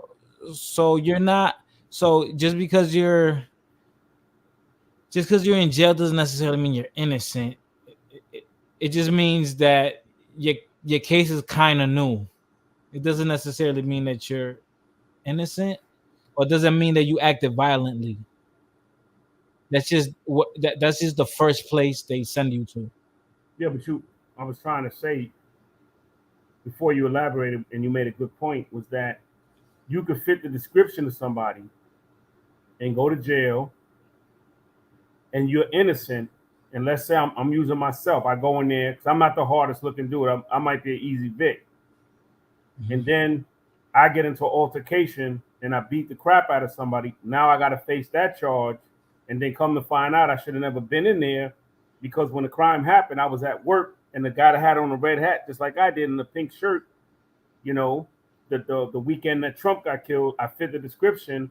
So now I got to fight that charge, even though I shouldn't have ever been No, jail and prison has nothing to do with it. Prison just means prison is just a more permanent place. And it usually just takes time to get to prison. That's all. That's usually when you go to prison. If you're fresh in, right. If something happens, you're gonna sit in jail. Everyone's has to go through jail first, and then once you get sentenced or right before you get sentenced, they might, usually after you get sentenced, that's pretty much when they send you up to prison. Or if you bonded out immediately, after you turn yourself in and they sentence you, let's say a year, 2 years, 3 years, 4 years, 5 years, 10 years, then you're gonna be in prison for maybe like a week or two, and then they're gonna send you up the way to prison. To prison. It's the only difference between prison and jail is pretty much in prison you're just more settled in. And you know how long pretty much how you're gonna be there. When you're in jail, the only difference pretty much is there's a higher there's still people fighting their cases, and is pretty much something fresh, and they don't know how long they're gonna be away from society. That's pretty much the only difference. Doesn't mean you're innocent or not. Has nothing to do with it. Right? Like the judge is not gonna say, well, okay, I think you're guilty, you're going to prison. That doesn't work like that. Doesn't work. Jail is just like it's kind of like the interview room, like assessment, right? It's like orientation. Like first they're trying to figure out what's going on. Yeah. So all right, let's continue with the vid. And in one of the scenes, it's me, my cellmate from federal prison, my little brother, and our homie from the neighborhood. In the movie? In the same scene. Oh, wow. And all of us did prison time separately. Wow. All of us read this book at a different part of our life. Wow. And now full circle, we're all in the same movie. And it's like, I have these moments that's like. The one plugin that I want to showcase here is this bad boy. It's called the God Particle. The only thing that you really. Just unreal. I wake up and I feel unbelievably blessed and highly favored. Absolutely. Last week, I'm praying, and like I have so many blessings that I couldn't even think of them all. And that's a great what fucked place me up. to be in. Absolutely. And it's like, in that moment, I know that there's other things that I should be, but I just had so many popping up, and in that moment, I just broke down and cried because, I remember sitting in that cell feeling like.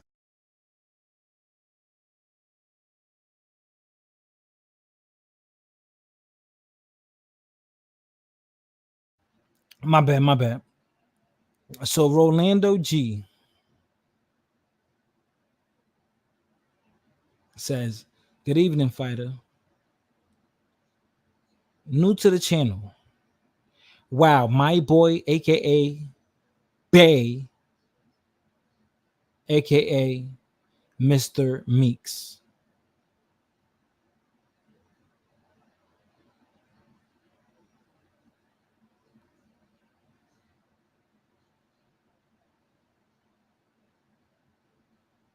Alim says he don't look like a street ninja.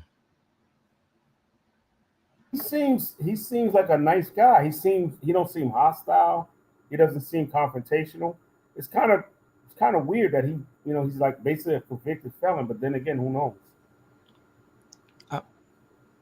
So what was he supposed to like? What do you think a criminal is?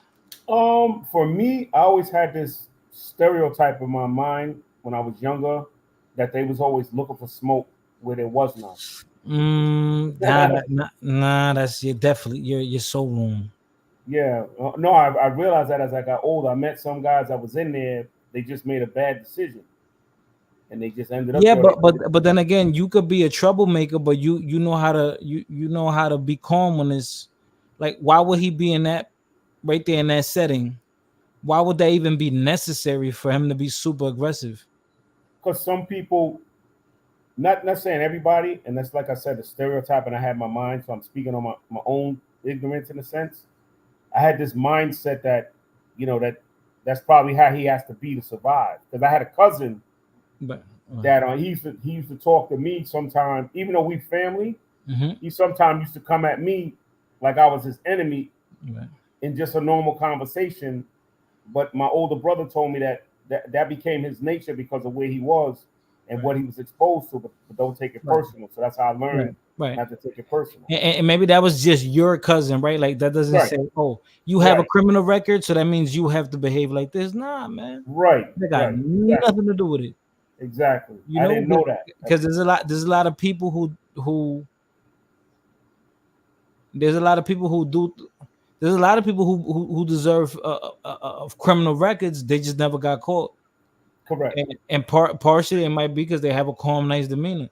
And then the thing too about it, something that you might learn from being isolated from society in a reclusive state is that it pays more to be calm.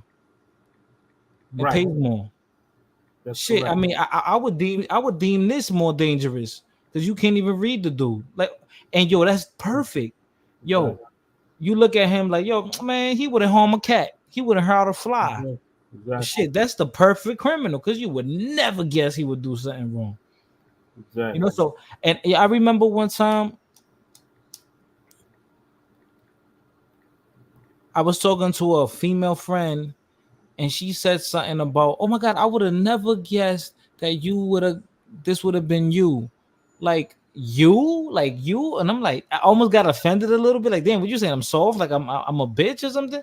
But I'm like, damn, I think then I reminded myself, like, I think because the way I carry myself and I'm very jovial and joking, I don't think people understand what I'm capable of because I'm naturally like nice. So hey, but that's why you have to be careful because it's like and I learned this too. Dealing with different type of women. That girl, when she likes you, she love you. She's so nice, sweet, fun to be around. But break her heart or cheat on her or do her dirty or betray her, you see this dark side from her that you would never expect. You're like, oh shit, oh this bitch crazy. This bitch. But people could go at you like that and you didn't even do nothing. I don't know if that ever happened to Oh no, you. no, no, no. I mean that exists also. Yeah. You didn't do nothing, and that person just. But what also exists too is you're around someone, you're like, oh man, this is the sweetest girl ever, but you let her feel like you was betrayed or lie to her, cheat on her, mistreat her, and you're gonna see you might be able to see a side from her that you would never expect. I had a lady on my job. She got sick, and I went to the hospital to see her, and she was incapacitated. And when she came through, I was in the hospital because I was going there 3-4 times. I found out in her family they had like pedophilia or something like that, and she said it wasn't cool that a guy came to visit me at the hospital. When I was incapacitated, and I said, "Well, I don't know your family history. I'm at work and I heard you passed out. I just went to the hospital to see you." Usually, it's usually the opposite. I was in the hospital, you didn't come to see me. So me and her, we don't speak to this day because of that. And I said, "Well, how am I supposed to know that your family history? And if I would have known that, I would have never went to visit you." So you don't even have to do anything intentionally for people to be pissed off with you. We're like sworn enemies now. I mean, that's the dumbest thing I've ever heard. Usually people are riffing with you. Oh, I was in the hospital. You live by there and you heard and you didn't come. That's what I was used to. But I went to see you. I didn't know you had pedophiles and perverts in your family because we don't have that. If I have a baby, I can go to any sibling house I got and drop them off, and I don't have to worry about that. I don't look at life like that. But I respect where you're coming from, and I'm just going to stay away from you. And that's how that friendship ended. It's crazy. Rolando G says the exaggeration of criminals in media. We have been duped by Hollywood because of Nino Brown from New Jack City, 1991. The Hollywood criminal stereotype film. That's why I didn't even like that movie like that. New Jack City, because it was a lot of overacting to fit a facade or a stereotype. Yeah, it was just I didn't like New Jack City. I don't think it was great acting. Great art is a little bit more subtle, and I mean that's why I didn't like that movie. And I think many people who are ignorant to what a criminal is, I mean, it's like almost they separate someone who committed a crime like as if they're not human. Like they lived a regular life just like you. Is maybe they just made one bad decision, or maybe they took 20 bad decisions, and then that's where they ended up at, right? So they're still human. They still want to stay. They still have loved ones. They still want to be in peace. They still don't want to. They don't want to be in prison. They still want to live a chill back life. Just for some reason, for a different amount of reasons, they're in the position they're in. And now they're introduced to a certain lifestyle where, damn, now they view the world differently. They say, oh shit, no, this is the underworld, this is the criminal world. Now they develop all these skills to lie and cheat, and they calculate the chances of them getting away with something that they're not supposed to do. And it's like almost that taps into your your shadow evil side, and everyone has the propensity for that. But some people don't tap into that. Some people say, I'm not even gonna play with that shit. And we could say, man, it's the smarter route to take. But I mean, let's continue with this. Rakim, I'm about to play your joint, man. I just want to play a little bit more of this video. Like this was gonna be it forever. Mm-hmm. And God has just changed my whole life, which in turn changed my kids' life, which changed my everything around it. And Absolutely. No, it's a blessing. And I was just talking about this before you came, that like our path is already preordained. It's already meant to be what it is that it's going to be, not knowing what we think it's going to be, you know, like because you went through so many, I guess, roadblocks in life, it didn't get you to your true purpose until now, you know? And it's like there's so many things that came in the way of getting to where you are now. And now it's like you're living in your, in what your path is supposed to be. Yeah, it's like growing up, I used to hear people say, Jamie, what the fuck are you doing? Like, you're supposed to be famous. And it's like, I'm out here. Like, what are you talking about? It's like, right. But then I'm sitting in federal prison and my face is on every media. I'm getting contracts. And what were these contracts like? I mean, like when you were presented with them and, you know, they were like, hey, we want you on this, we want you on that. What was going through your mind knowing that, you know, you were prison bae, and like, what did you think when you like heard the name? Like, what were you thinking? Because that's almost like, you know, when you go viral, you usually know the moments you go viral, right? And, you know, whatever that may be. So what was like your train of thought when you heard the name, the title of what you went viral for? It just was unreal. Like, for one, they gave me tons of monikers, like Prison Bae, the Hot Felon, the Blue-Eyed Bandit. But then I'm thinking, damn, I'm still gonna do all this time, right? You know, while everyone thinks outside of this don't matter right now. Out. Like, to be honest, a lot of people thought it was fake, and so I still meet people and they're like, damn, you're real, like you're really a person, and it's like, right? Of course, I'm really a person. Right. Or did anyone think you actually went to prison, or did they think it was like a photo shoot? No, they thought it was a hoax. Like, a lot of people still to this day, they ask me like, was that real? Like, did you really go down, or did you guys orchestrate that? And it's like, no, I was in federal. Right, like who would want to orchestrate? Like, like I wish I would have, you know. Right. But yeah, it was life changing, you know. Being in the feds, for one, like, God placed the most incredible group of people around me. He surrounded me by nothing but OGs who had life. And like the thing too is like his circumstance. What made him special was okay.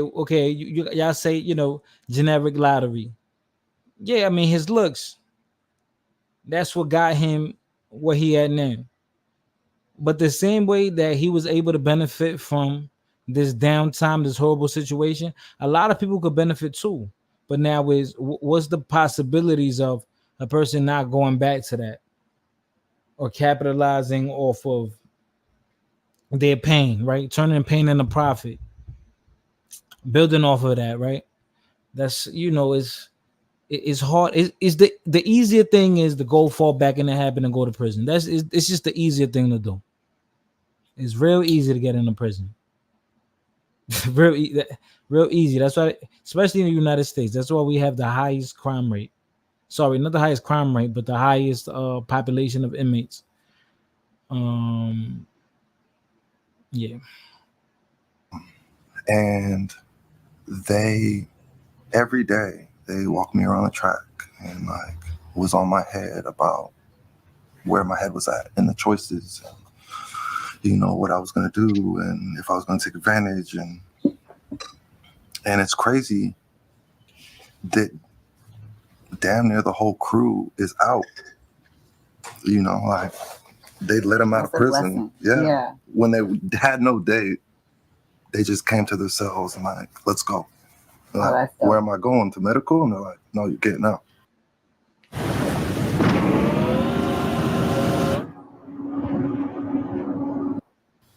So was people bailing them out, or like no, how it's just the system. Like they've been down like 20 years, 26 years. Man, a couple of them thought that there was a mistake. You know, walking all the way to the front of the prison, thinking that they're going to turn around and say, sorry, wrong person. Right. But yeah. But it gives like people hope that there is a life outside. Oh, for sure. And that's another thing that I would love to touch on. Like from my childhood and my background, and now, you know, I'm always in the juvenile halls. And for everyone who's watching, like, please get involved. Please find a way to be a big brother or a big sister. A mentor. To just these kids need mentors. They need positive influences.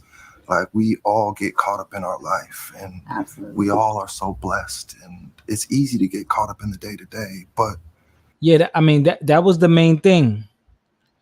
Rolando G says, question: Jeremy was dating Hyris.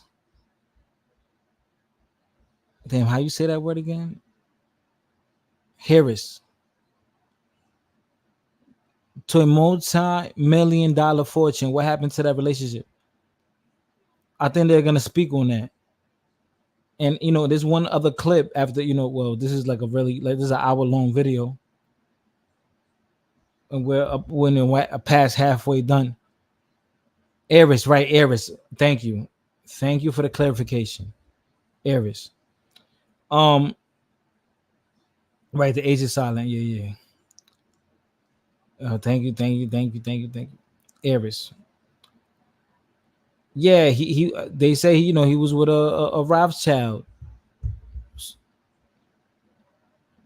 impregnated her and everything. So we're not talking about it was just regular women that wanted to be with him. We're talking about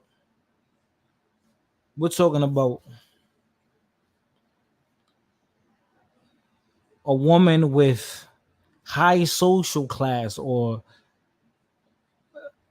from a prestigious background interested in him. You know? Now he might be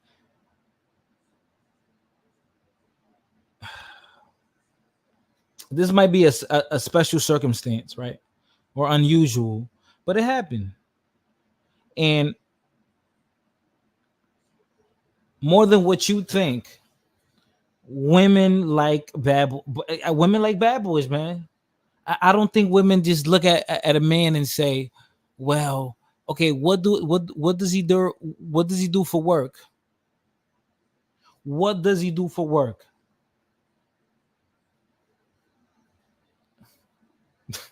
The same way we could differentiate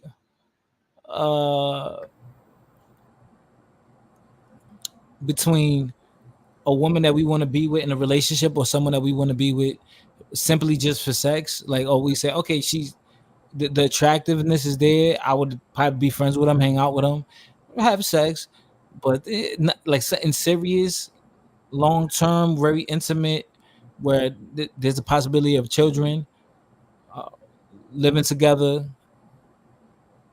a purchase in the home. The same way men can compartmentalize that, women can too. Women can also say, I just want to fuck him. I'm okay. Like, yo, yeah, and I'm surprised too, right? Because I thought that all women just wanna they just wanna have a boyfriend and stay with you. No, women are okay with I don't think we're really compatible when it comes to getting together, staying together. I just want to fuck him because I'm really attracted to him, or maybe we just don't click. There's not no chemistry besides the physical attraction. So we could just hang out real quick, go to a hookah lounge, go to a bar, link up, go to the hotel. He could come to my spot. We smash, and then after that, he out in the morning. If he's lucky, I'll cook him breakfast. You know, and then she might settle down with a guy that she's not really interested in, but maybe she sees that the guy is really invested and he's willing to provide for her. You know, I think people have this idea that women don't act on their carnal desires. They do. I would say just men seem to be a little bit more desperate because we get what we can, not really what we want when it comes to sex.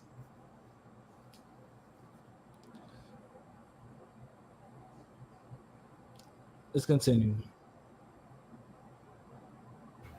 If you go sit in one of those systems and you go to a group home, they have all female, if you go there, it'll break your heart. These kids feel so forgotten and unloved. And it's like, I just go there and like go to the park and we all play football and basketball. Right. And, you know, like then I'll give my testimony. Then we just chill, you know, but no, I'm so glad that you're doing that and just setting a positive impact on the community and just to better themselves. And, you know, just it's easy. It's easier said for me, but I feel like it's easier to be a nice person than a bad person. For or, sure. you know, just it's easier to smile, hug somebody, have a good day, than to be like, fuck you, get out of my fucking face. You know what I'm saying? Like, it's just easy. Like, I feel like it takes more energy to be negative than it is to be positive. It does, you know. And I think that's the thing. That's something that a lot of people don't realize. Like what you put out, you'll get back. Oh yeah, you know, tenfold. the energy, like I go by and I just, you know, I'll just say something nice to people randomly, and you just see their face light up, and it's like it doesn't change my day. Right. But people like look in the mirror every time they leave the house, like, yep, this is gonna work. Right. You know, and so and to it give made someone their a compliment, day, yeah. you And it know, doesn't hurt you. Absolutely. You know, but you see their facial expression, and so yeah, you know, people need that, especially in the world that we live in and the trying times that we have and COVID and everything that's going on. Like, you know, in the past few years, it's been insane. Yeah. It's been insane. If anyone is looking for a charity or a nonprofit to get involved in, please look up Women of Substance, Men of Honor. They gave him the plug-in. Yo, shout out to the people in the building. Shout out to Rakim and Ron Burgundy. I'm gonna play Rakim's track. Then a little later, I'm gonna play Burgundy's track. Listen, man. Don't be mad at me, yo. I can't control who will a woman like. I just simply believe that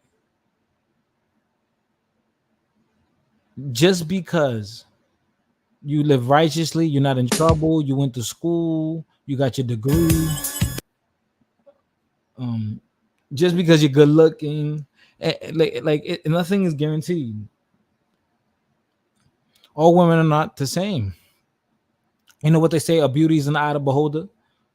Then some women, some women, I don't know if they're just saying this, but some women, they don't care about how you look. They care more about your personality and how big your dick is, right? Or or how funny you is. Everything's so circumstantial and the right timing. It's just everything is where it's supposed to be in the universe, man.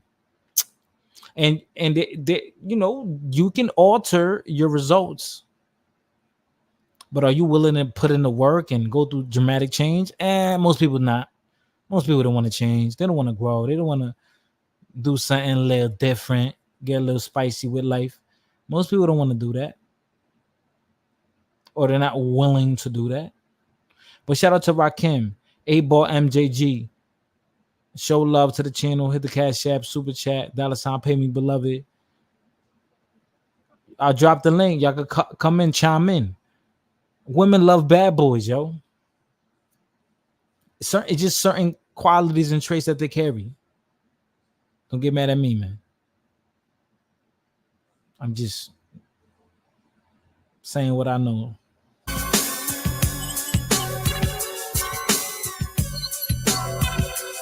Light up the bomb, cause here I come. Is a bizarre, got the remedy. Dr. Green Sticky got the cure for me. Pimp type.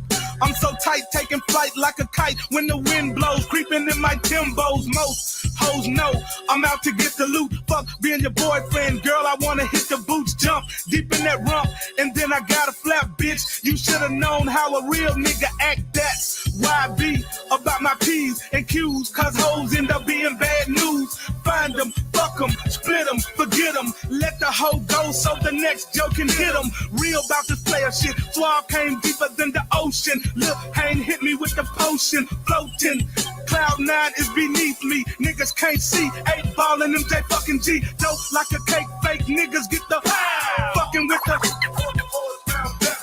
Don't be the next one to get done and fine. You can't fade a pimp in his own fucking rhyme. Pimp in my own fucking rhyme. Pimp in my own fucking rhyme. Yes, I. Pimp in my own fucking rhyme. Pimp in my own fucking rhyme. Yes, I. In defense of Rakim, I think Rakim chose that song because it goes in according with the topic or the subject. In my own fucking rhyme. Pimp in my own fucking rhyme. Yes, I. Pimp in my own fucking rhyme. Pimp in my own fucking rhyme. Yes, I.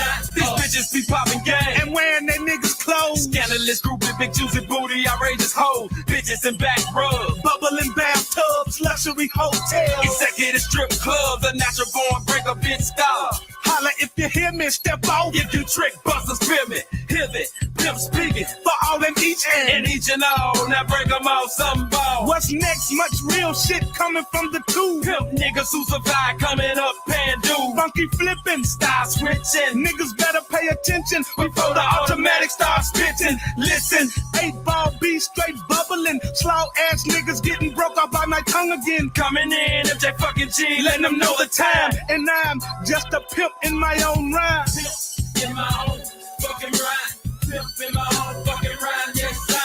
Pimp in my own fucking rhyme. Pimp in my own fucking rhyme. Yes, I. Pimp in my own fucking rhyme. Pimp in my own fucking rhyme. Yes, I. Pimp in my own fucking rhyme. Pimp in my own fucking rhyme. Here comes the mic. Shout out to Rakim, yo. Blood Moon always coming for Rakim's song selections.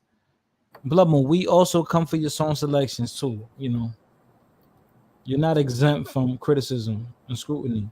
That wasn't a bad song. It was just hood, you know, just street, you know. And that's who I work with when going to the group homes and the juvenile halls. Last year, to do if you do so much other good with it, Absolutely. if you pass your blessings on, your blessings will come tenfold. So don't use your connections only for yourself. Like, bless other people. 110%. 110%. I completely agree with that. Relationships. Are you in a relationship? Are you single? Are you available? Are you married? Are you dating? Are you outside on the sidewalk? What are you doing?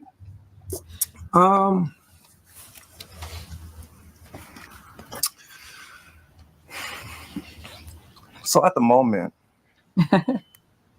I'm very homebody and very just focused on family and work and career. And so very single. But, was in an open poly type situation, which was working incredibly. But yeah, I'm just kind of focused on self right now and the kids. I love that. These kids need us. Oh, 100. And it takes a village. It takes a village. I don't know about the poly village, but that's a whole nother conversation, but it definitely takes a village. And my son, my oldest, is 13. So what was his thoughts on that? He's 13. He really doesn't he only saw and kind of found out about that through the reality show that I did on BET. But just raising him in general, like my youngest lives in Monaco. But my son, Jeremy Jr., he's right here. And so it's like, he's a lot. When he's a little me. Oh gosh. And so it's like, no, so let me say, he's me 2.0. Like, he's the best version of me. He's never been in trouble.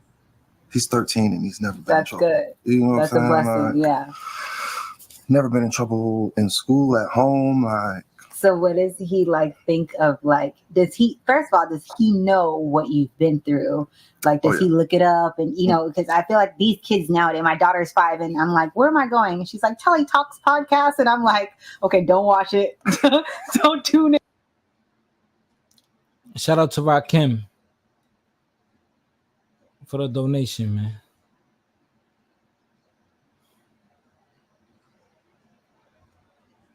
Play Twins by Big Pun. I'm broke, baby. I ain't got no money. Also with the big boys. Yeah, man, you know what it is. You know who it is. And you know where it's at. Send a super chat, cash app. Send that monyo. Hey, yo.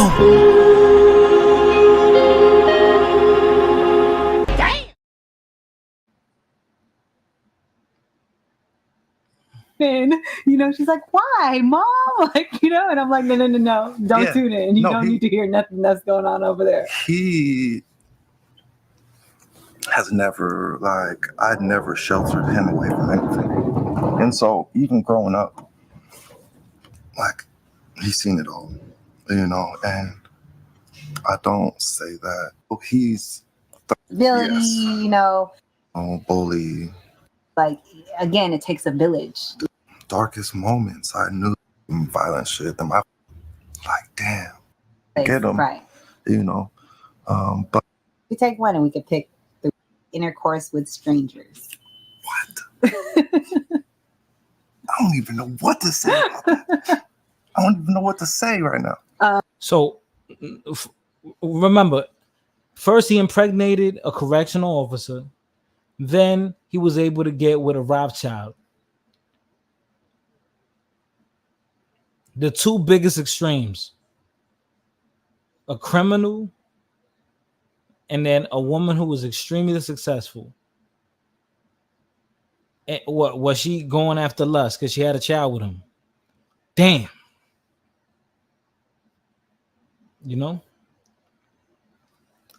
So sometimes you might think,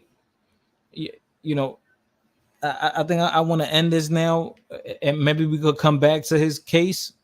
But sometimes you might believe or think that, I deserve women just because of this.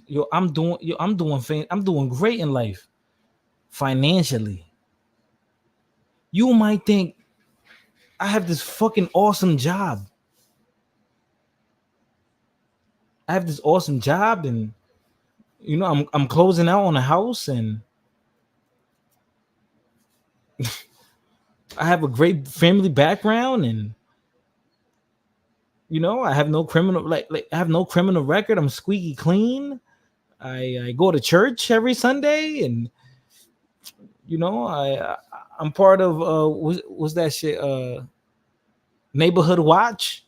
You might think that means that women should just fall head over heels for you. No, the same thing for a dude. I think this happens more often because it's going off of carnal desires. Just because you're handsome, it doesn't mean, or just because you're good looking, it doesn't mean that women are just gonna drop to your feet. Because there might be something about you that's gonna turn her off.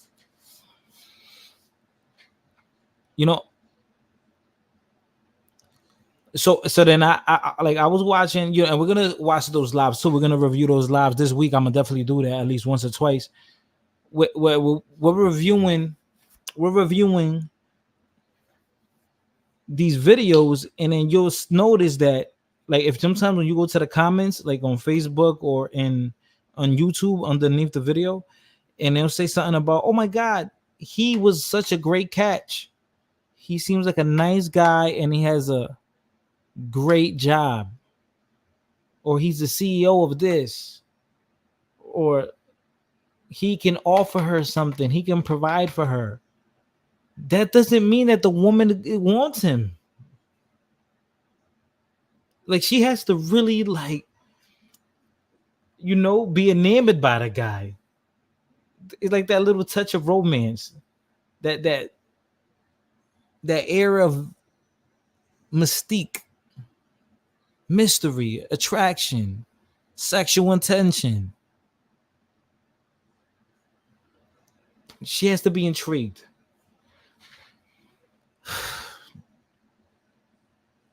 And I think, like, we all know this, but it's like we don't want to admit it sometimes. I don't understand.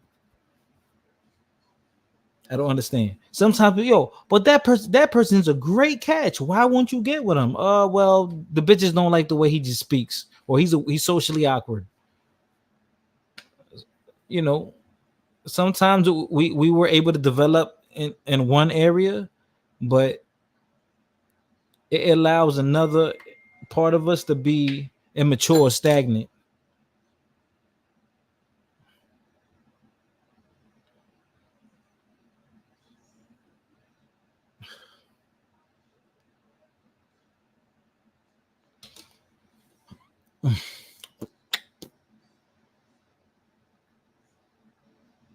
Shout out the Blood Moon. Shout out the Blood Moon for the donation. I'm broke, baby. I ain't got no money. Also with the big boys. Yeah, man, you know what it is. You know who it is, and you know where it's at. Send a super chat, cash out. Send that monyo. Hey, yo. And yeah, my thing is, Blood Moon. Let me ask you this, Blood Moon. Morena. Let me ask you this. If you had the opportunity, would you sleep with this man? No, knowing who he is, what he been through. If you had the opportunity, would you sleep with his man? With this man?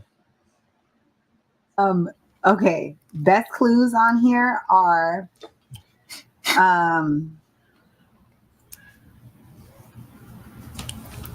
Say one more time.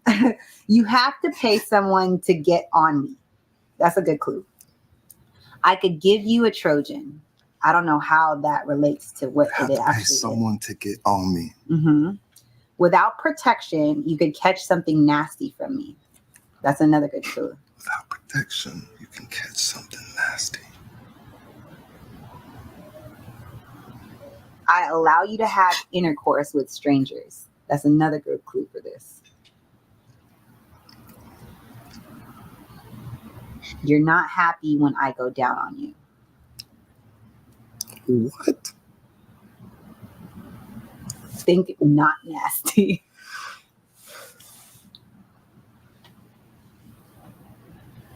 Damn, what's the first one again? You have to pay someone To to ride. get on me. You have to pay someone to get on. Is it a train? A bus? No. If you ride, you have to wear protection to catch something nasty? Yeah, without protection, you could catch something nasty from me. Without protection. Motorcycle? What? Ball? No. You want me to give it to you? She said you want. She said you want me to give it to you. She meant that in another way. That's not how he really speaks. He's being fake. Yeah, he's trying to be super smooth and suave and all that good stuff. We know what he's doing.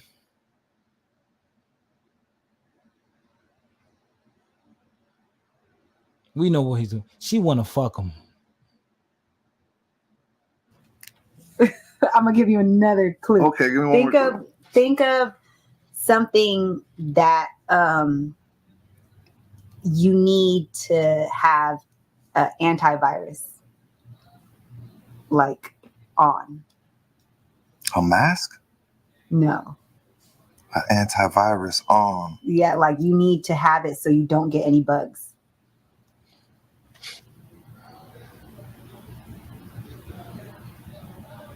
So you don't get any bugs. The vaccination? Sure. No. The internet. The internet? Yes, you have to pay someone to get on the internet. Yes. I don't know about the Trojan thing. You could give you a Trojan. Oh, that's okay. I get it. And then without protection, you could catch something nasty, like a bug. Yeah. Antivirus. Antivirus. Yeah. You're not happy when I go down on you. Oh, fuck. I allow you to have intercourse with strangers. The internet. That's the craziest description, right? Yeah. Can I get some more water, please? All right. Your turn.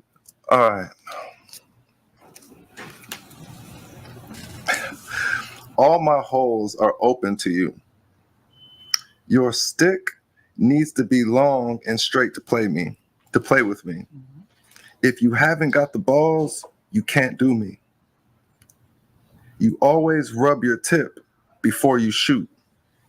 You don't want to scratch your balls. What? That's crazy. I don't understand. Okay, one more time. Everything. Okay. All my holes are open to you. Your stick needs to be long and straight to play with me.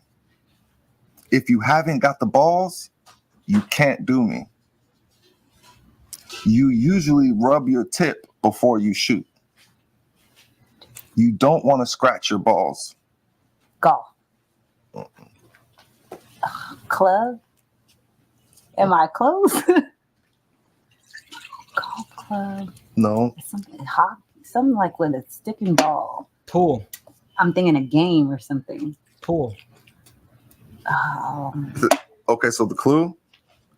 You don't want to scratch your balls. Scratch. What game is scratch? Is that tennis? I don't know what scratch is. You do. You're saying pool after he said pool? No, but you know what it is. He wants the white girl. Oh my gosh. What other game can you? Pool. Yes. Billiards. The pool table. Yes. I was like, wait, scratch. You know. I was like, you know. Okay. Whew, that was hard. Ooh, this one's kind of.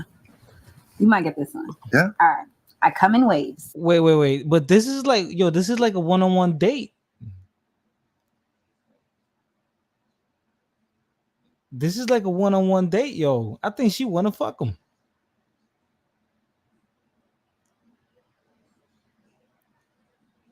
What's going on?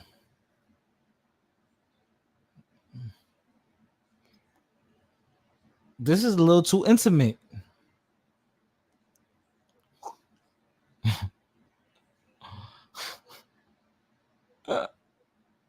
We could read the vibes, man. We're not stupid. We're not dumb. We're not dumb.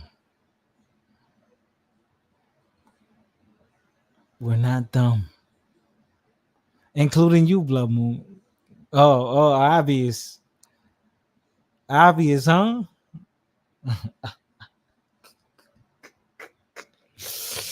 Obvious, huh? Gas mask, what's up? So it's obvious. So we know what we're talking about. So we're not crazy when we say we see something and sense it. We're not wrong. For the most part. So okay. So Morena, can you tell when somebody really like can you tell when someone likes you versus when you think they might like you? There got to be a difference there, right? Oh, I think they like me. Oh, I think they like me. Oh, I think they like me. There got to be a difference there. She's having fun flirting.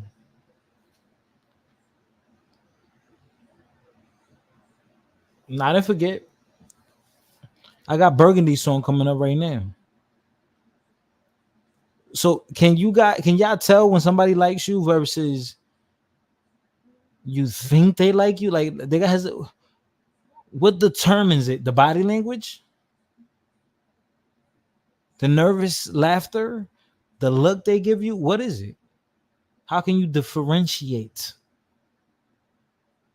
Shout out to Burgundy for the song request. Baby 50, respect no man. Would you, so is it what does it mean, respect no man? Burgundy, why did you request this song? What, you ain't gonna respect no man when it comes to this girl? I don't understand. I put my Glock out that bag. I get the fuck out my hotel room. And if I see you in the street, I'm snapping the shit out. I told you, cash to roll up the J. I don't respect no man. Thought it was sweet and I smoked your mind.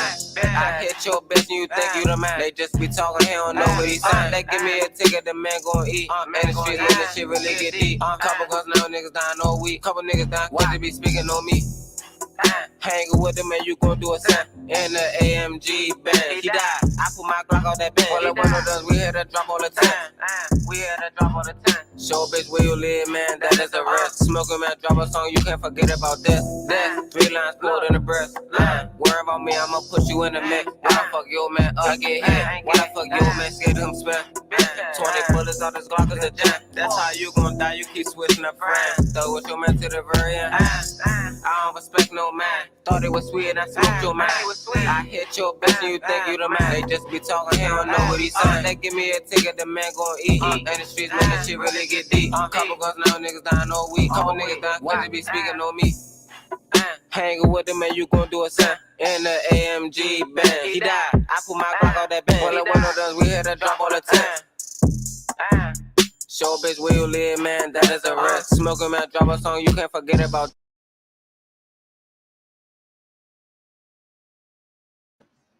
All these songs are so horrid. All right, Morena, you choose a better one. Titi Juju. Titi Juju. You pick a better one. Yeah, this one is about to end. We're about to talk about something else. Then we're gonna come back to this to cover who this man was dating. Because how was it that this guy was dating a woman of such caliber, of Rothschild, had a whole baby with her, right? Am I incorrect? If I'm big enough, you'll feel me inside of you. It can sometimes hurt when I come in your ear. If I'm really big, the neighbors might complain. Hard banging can make me bigger. I come in waves is the best clue. Music? Close. Sound waves. Sound. Vibrations. Another word. Frequencies. Another word. You got it. You definitely, you're like right there. Hard banging can make me bigger. If I'm really big, the neighbors might complain. This game you're not ready. Noise. The volume? Close. Noise. Loud music? You definitely got it's I'm just not- noise. Oh, noise. Okay. Noise. I'm like frequency waves. I'm Yeah, like, he's I'm right there. He's right I there. wasn't gonna get that. Yeah, I was like, noise. I mean, it comes in waves. I would have said sound. Yeah, Like for this sound, like you were there. You were there. You're definitely I there. definitely was never gonna say noise. So appreciate that. All right, here we go. Okay.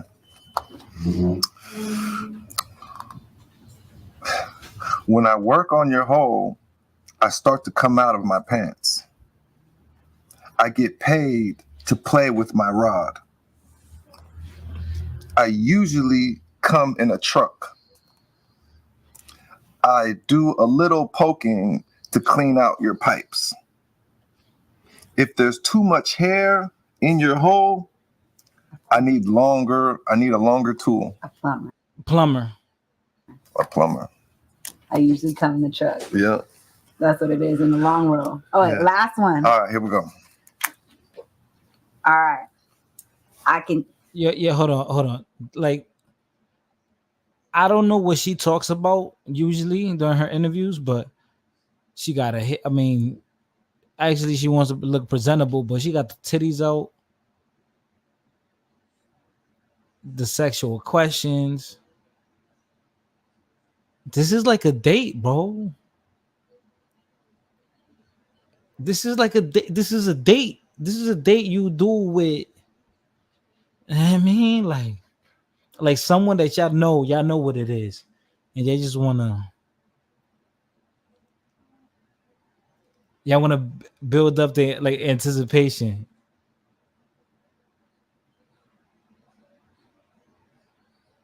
The location. What's good with the location, right? Like they oh man, bro, the lighting, all that, like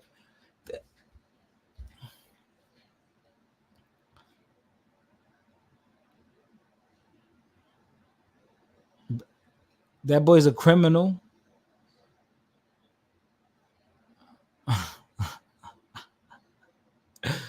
Yeah.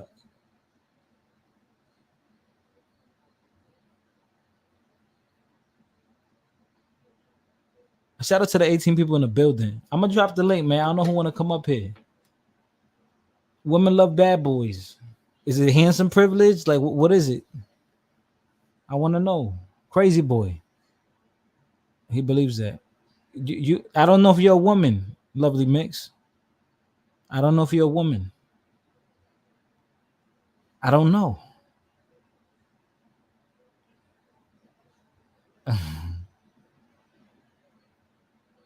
Oh, look.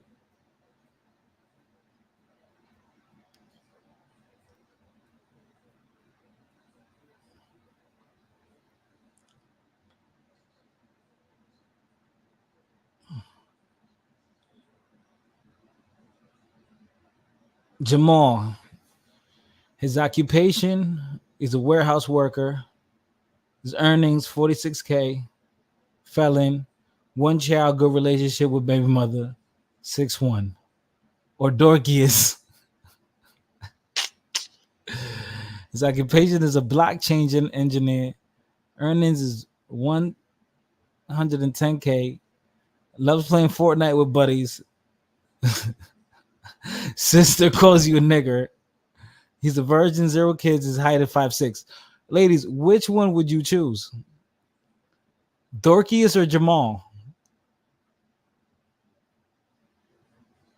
Which one would you choose?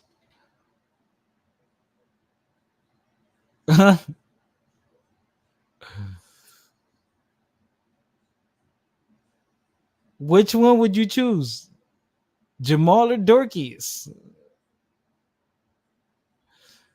Blood Moon, Jamal. Is it Jamal? You rather be with Jamal? You don't mind being stepmommy? Yeah, right. You still want Jamal. You still want Jamal. His name is not Jeremy. His name is Jamal Titi Juju. His name is Jamal, not Jeremy. Yo, Titi Juju. Who you thinking about?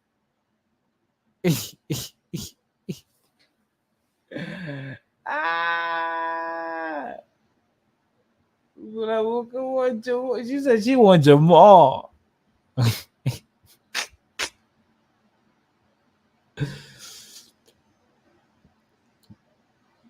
Jamal, yeah. You said Jeremy.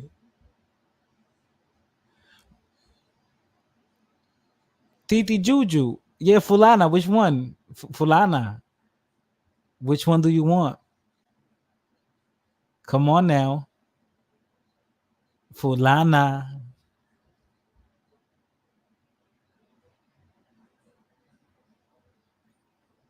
Fulana. Which one do you want? They too yellow. You got to choose. Oh, Lexi said both. Damn, son. Damn, son. Fulana, stop lying.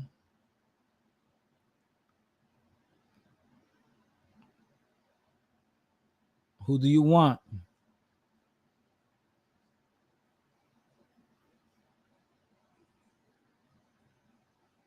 Lexi, let's be a little bit more realistic, Lexi. You only could be with one.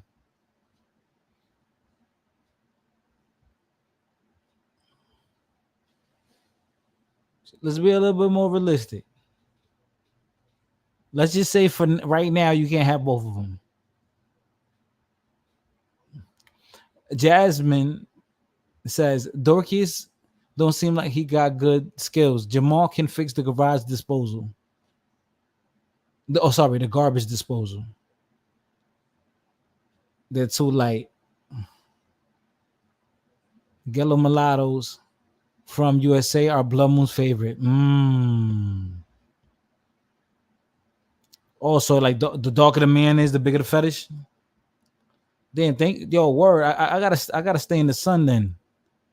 I'm gonna get a 10. I'm gonna get a crazy 10. Shout out to Blood Moon, Guns N' Roses. You could be mine. She wants Jamal.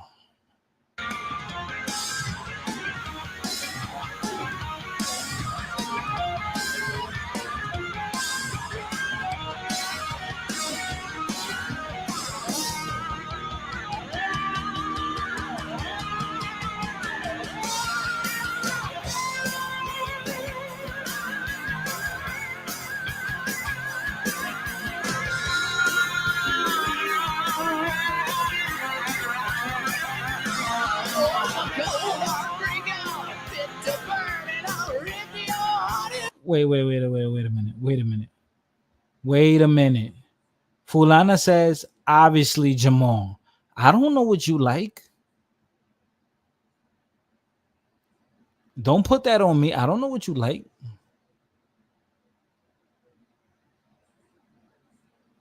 I don't know what you like.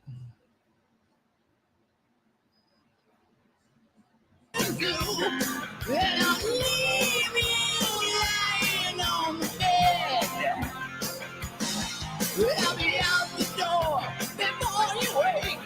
Nothing new to you. 'Cause I think we've seen that movie too.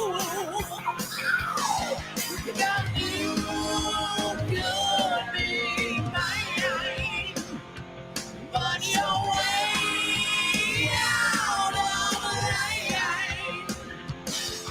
With your big slap rapping and your cocaine song, you get nothing done. I said you could be mine.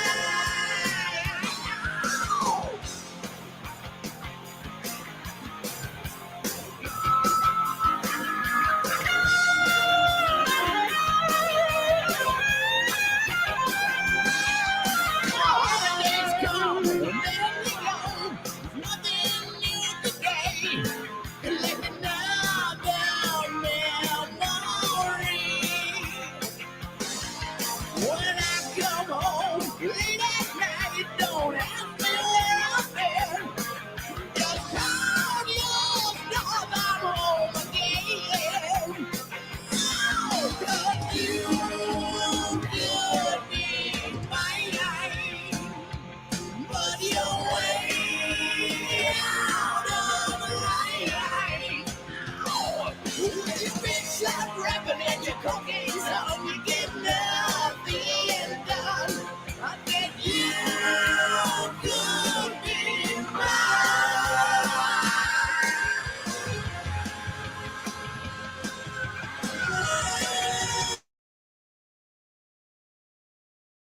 Wow, that was torture. That song was complete torture. That song was complete torture, yo. Of course, that was Blood Moon. Of course. Oh my God, that was torture. Blood Moon says that song sounds far. Oh, Lexi Maxwell says Jamal, but he's going to get a second job or work a lot of overtime.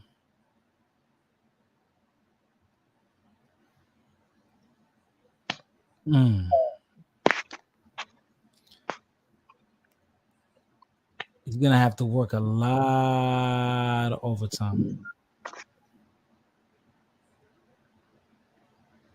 Blood Moon, I played your song, Blood Moon. I don't know. Put the phone closer to your ear so you can hear it better. No disrespect.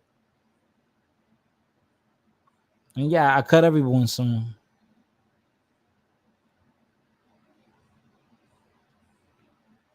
Wow. Yeah, damn.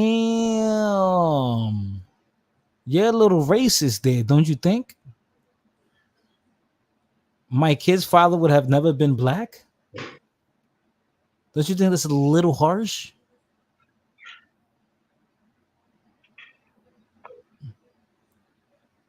Okay, so he had to pick up a second job. All right. So look, so Lexi's willing to compromise. And Lexi will be stepmommy.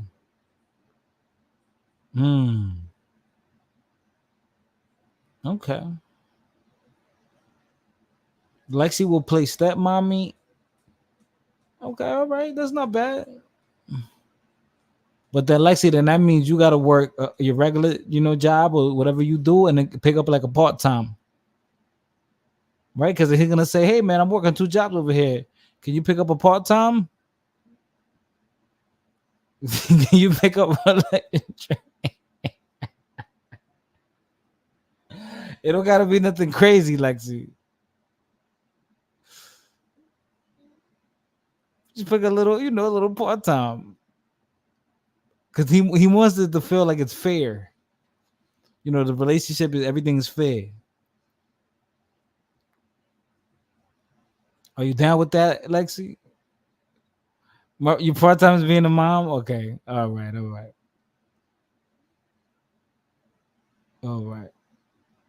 Like Lexi, what if he's like, yo, but I'm laying down this pipe. I'm pleasing you. I'm laying it down. Like that gotta count for something.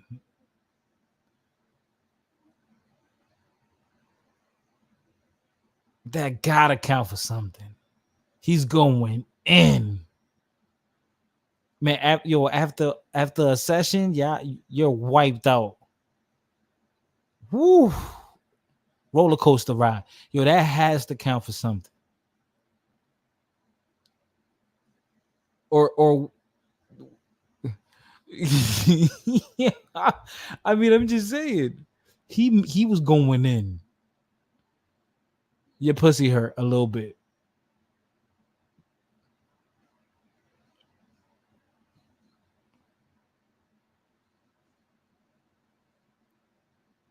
Oh, see, look, Blood Moon is ready. She's like, he might be young, but he's ready.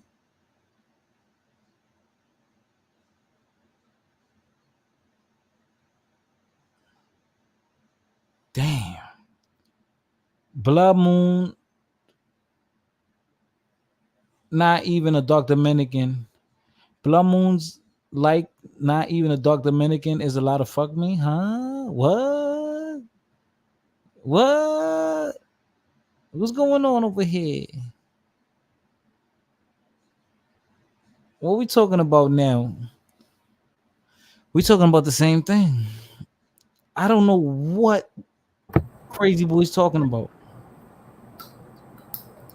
You got a lot of bigots on your site. A bigot? All right, let me Google. Whatever you want to call it. let me look up what a bigot is. Hold on, bigot. Prejudice, racist, colorist, same BIGOT. shit. Now I know what you're gonna tell me, but I want to see what Yeah, go ahead. a person who is obstinately or unreasonably attached to a belief, opinion, or faction, especially one who is prejudiced against or antagonistic toward a person or people on the basis of their membership of a particular group. That's what you Right? got on your line. So now, wouldn't we say that maybe, I know I called a racist, that was just joking. Now, if she has a preference, is there something wrong with that? That she has a preference that she It's doesn't. different. You can have a preference, but then when you like putting down people, that's there's a thin line with that. But I don't think she said anything wrong about. She didn't say anything. A dark Dominican, like that could be offensive. I mean, I'm built for it, whatever. But I'm just What? saying. Wait. I asked Blood Moon. Blood Moon. Would you have a baby with a dark skinned Dominican? I think she said no. No, I think you might be wrong, sir. Blood Moon. Would you get with a dark skinned Dominican?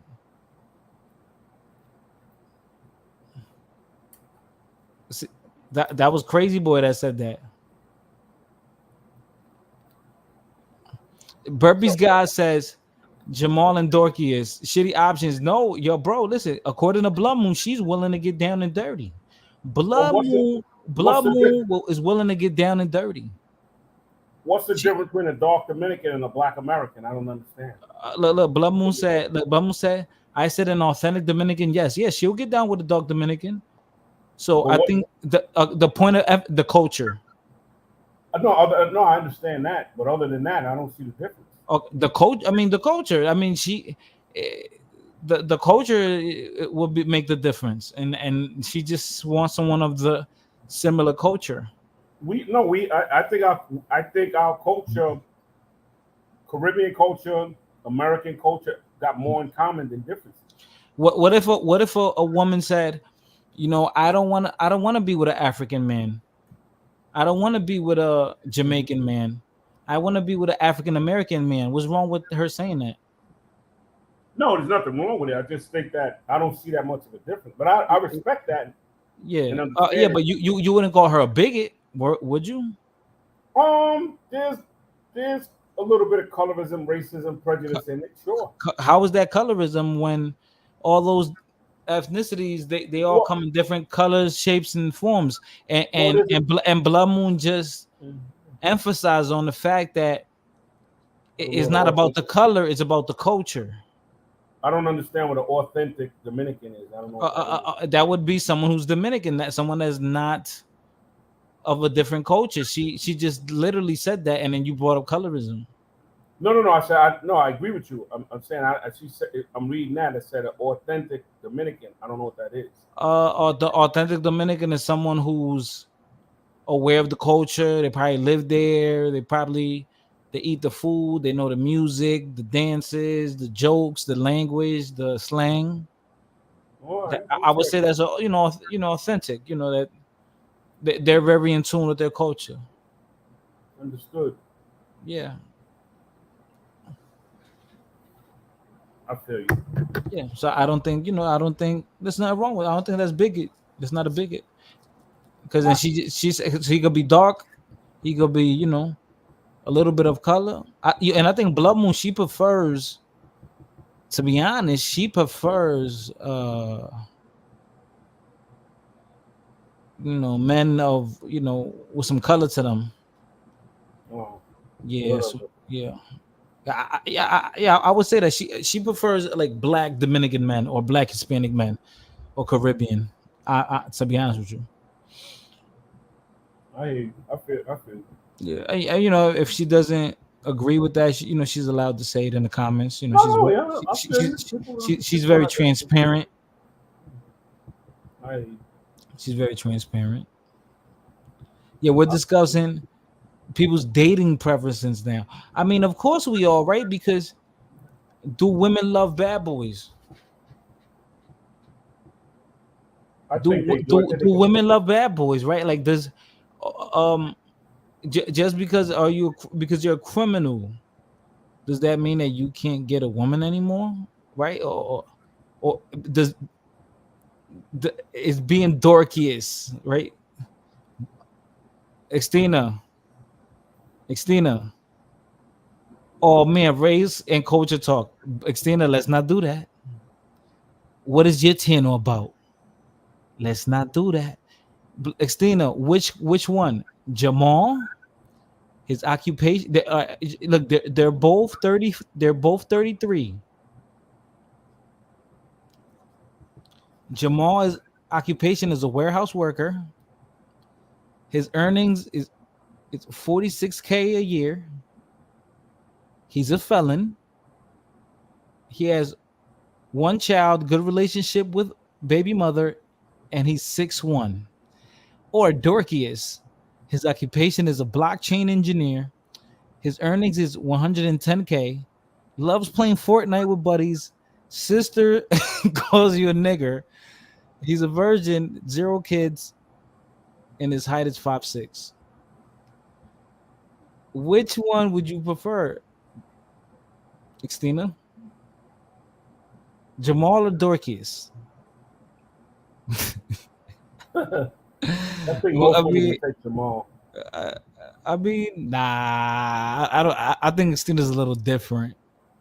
She's more about personality and.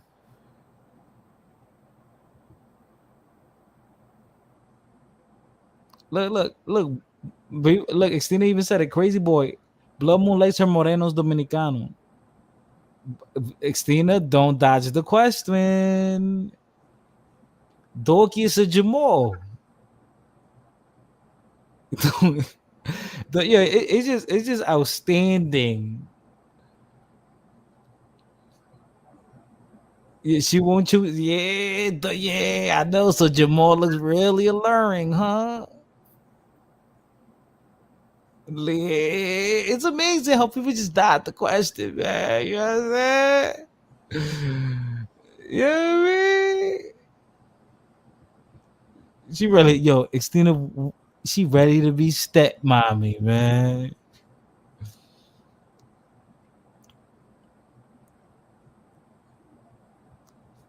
Jamal got more of a Dominican look. If you like Dominican, Yeah. I bet Jamal is a much better choice, but yeah, all right. Right. I mean, look at Dorkies, man. He's willing to pay all the bills.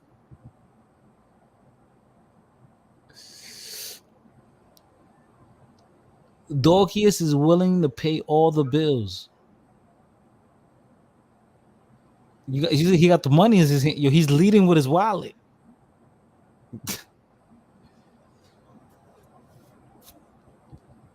He's leading with his wallet. What's wrong with that? He want to take care of you. Out the jump, out the gate.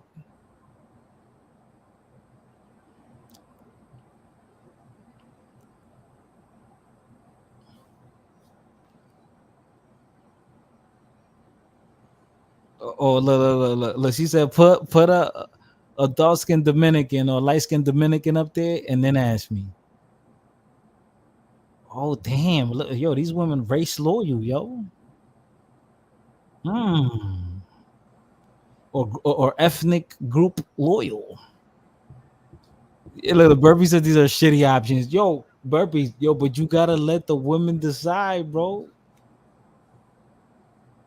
Burpees, you gotta let the women decide. they probably your fan base. I think they like Dominicans probably that look like Omega, the artist. Omega. It's pretty good too, or Zuna. Yeah, I like Omega. Yeah, I remember back when I lived in DR, he was big. Yeah, he's good. Yeah. I saw him out there too. Look, Blood Moon says, F the Bills, Jamal is the best choice. Wow. Yo, Blood Moon made her decision.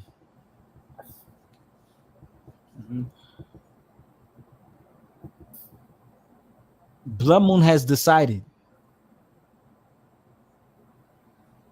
Omega is short too. Yeah, Omega is short. But yo, the women don't care, yo. Yeah. A lot of girls like him. Ozuna. He's an artist, man. Yeah, but I think he got that look. Even if he wasn't famous, I think he still can get a lot of girls. Some people just got that look. Ozuna too. I've seen guys that look like Ozuna, if I'm saying his name right. Yeah. A lot of girls like guys that look like that too. I know. Yeah, I know who you're talking about. I just forgot kind of what Ozuna looked like, but I remember. I know who you're talking about. Yeah, a lot of girls like him. Um, I didn't know he was. That's how I found out who he was. The girls told me who he was. yeah, man. Yeah, I learned from them. I'm just, I'm over here trying to learn. Who is Omega? Blood Moon, how you Dominican? You know who Omega? See what I'm. That's why I always ask you.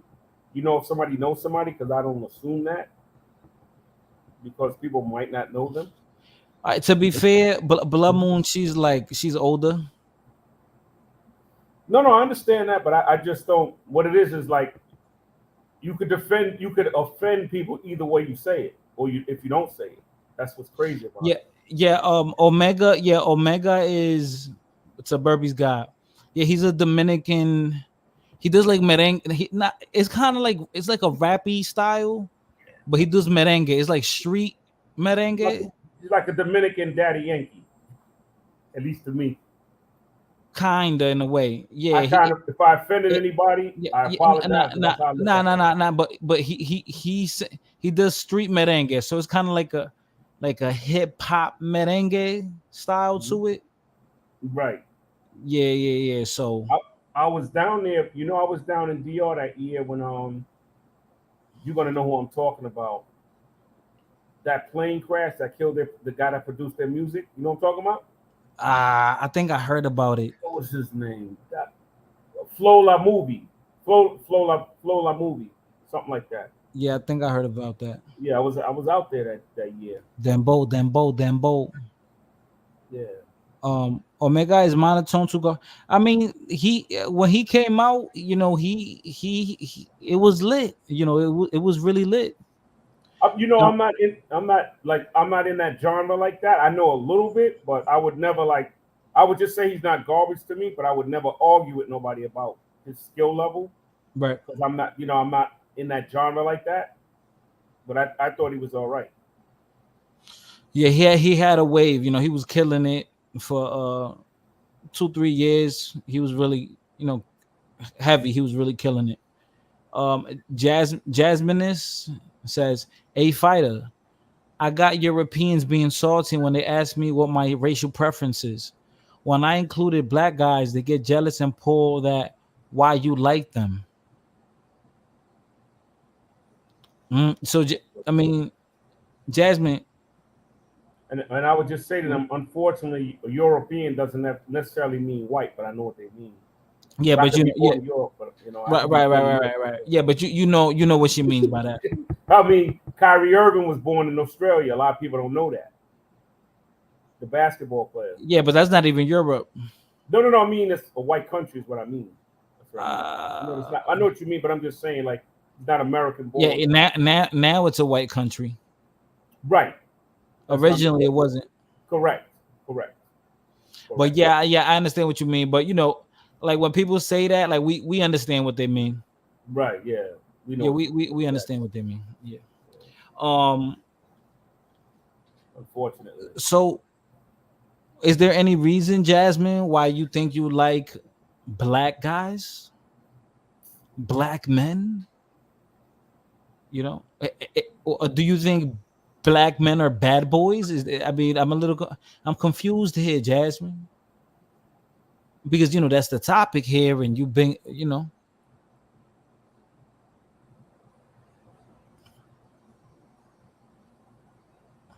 MXC says, Jasmine, now black guys get mad when black girls like white dudes. MXC, are you white?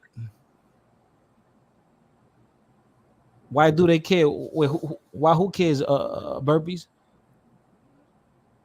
Yo, why you call yourself burpee guy? You be doing burpees, bro? I think I forgot. I think I did ask you this question already. Yeah, it sucks to be working. It's been all right. Going to Santo Domingo this upper weekend. Shout out to Xtina living her life, man. Traveling to DR and all that. Fuck you. But yeah, shout out to you. Yeah. MXC says, I'm not white. You met me. Jasmine, I know, but why they worried about another man? Right. I don't get it. Okay, that's what's up, man. Yeah, burpees is a good workout, yo. Jasmine says, I like black guys because I am mixed and familiar with black guys. Hot girl summer. I do commandos and Navy. Yeah, man. Yo, bro, that will get you ripped. It'll get you right. It works everything out too. Sundown. I hope Sundown. I'm playing your song. Shout out to Sundown. Big Pun. Twins. Deep Undercover. Shout out to the love. What you playing? Ski? Hit that Cash App for any song request, or if you just want to show love, donate. Hit the like button. It's free. Share my channel. Tell your mother, your cousin, your side baby, the neighbor, the mailman. Let's go, man. Get a center some hop in your Hummer, the punish is ready. Leave me and Beatles with noodles, with do this do while he's slurping spaghetti. Everybody kiss the floor, don't be cracked. More if they move, noodle. Dead in the middle of little. Did we know every middle to middle didn't do diddly. Here to be a cold day and how the day I take it now. Make no mistake, for real, I wouldn't hesitate to until a fat one that you love to hate. Catch you at your mother's weight. Then you with my the face of the earth and family, children like Amity filling, chill the nerves in your cavity filling. Insanity's building a pavilion in my civilian. It can't be the anarchy that humanity's feeling. A villain without remorse who's willing to out your boss forever and take all the cheddar like child support. I support running anything he does, anything he loves. A brother from another mother sent for the above. A thug just like me, one of the best might be. Even better, leave it kneeling on a right knee. Spike Lee couldn't paint a better picture. You small change, got your brains getting richer. With them smacking what you get stuck, my fingers itchy as a truck jewels. Cruising in the land, pumping cash rules. Last crew to one, it caught 100 trying to pass through. That's true. So who the next to get it? TS the best that did it. Get it off your chest, kid, admit it, and it's and you don't stop. 20 with the cop, similar to the top. Yeah, and you don't stop. So we the rock and Big Pun keeps the cock. Yeah, and you don't stop. We'll make it hot. What? Bring it up on your whole spot. Yeah, and you don't stop. It's still 187 on the police are first making me third, taking feet first through the morgue, then launch them in the deep earth. The streets curse, the First Amendment's culturally biased, supposed to supply it.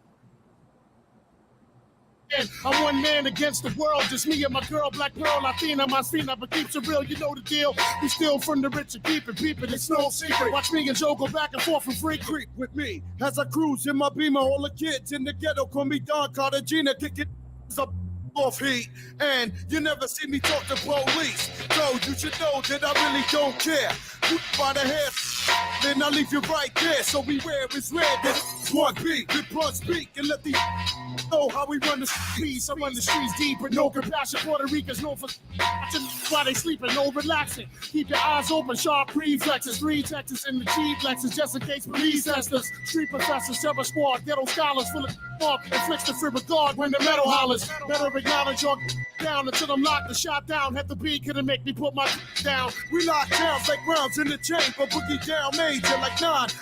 Mine every time, plus I'm the crime boss of New York. Where we talk to walk the walk. On my carry chalk and stalk, I pray like a predator. Whoever want it, go and get it, set it, baby, and I'ma bury ya. So remember the squad that I'm repping, I'm full of my and punish, till it's Armageddon. Yeah, and you don't stop. 20 with the cop, still up to the top. Yeah, and you don't stop. Joey cracks the rock, and Big Pun keeps the cock. Yeah, and you don't stop. We'll make it hot. What? Bring it up on your whole spot. Yeah, and you don't stop. It's still 187 on the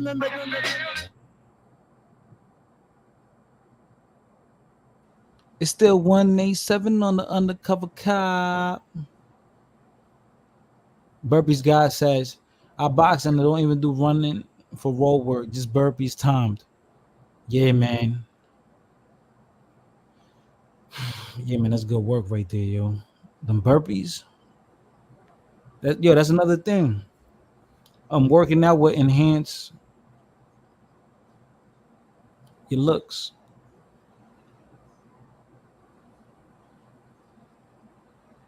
Now let's finish this video up. This is what, like 2 minutes left? Not even 1 minute left. And then we're gonna get on to the next video. I sit on a man's face. Hitler had a small one. Mustache. Colonel Sanders had a big one. Women usually shave me off. If you trim me, you can make me look smaller. Is it a mustache? Yeah. Okay. I was gonna Good say, job. if it's not a mustache, I didn't know what it was gonna say. I don't know what it is. Good job. Tell everybody where they can find you, what you have coming up, all that good stuff. Oh wow. So J Meeks official on Instagram.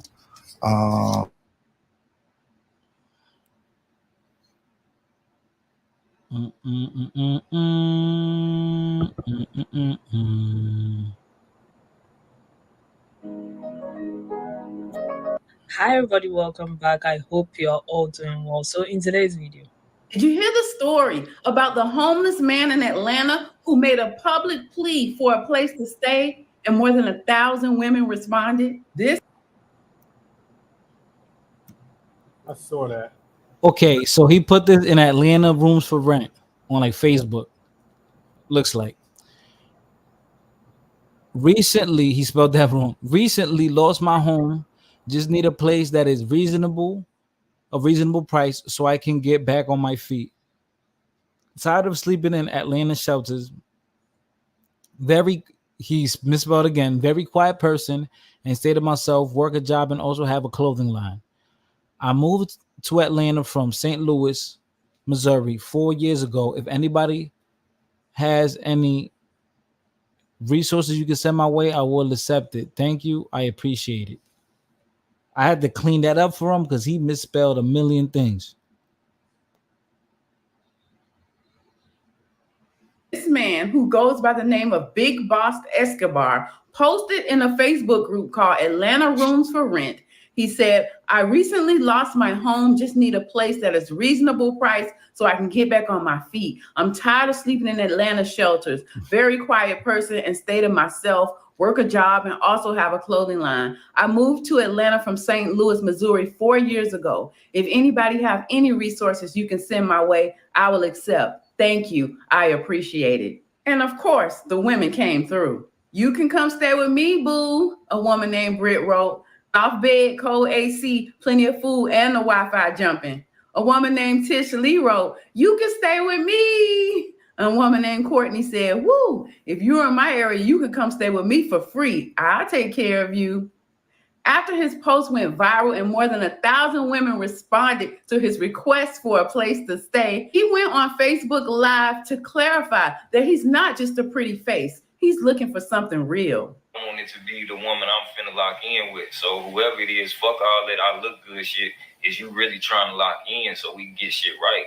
Now be for real, ladies. If he came up to you and said he needed a place to stay, how would you respond?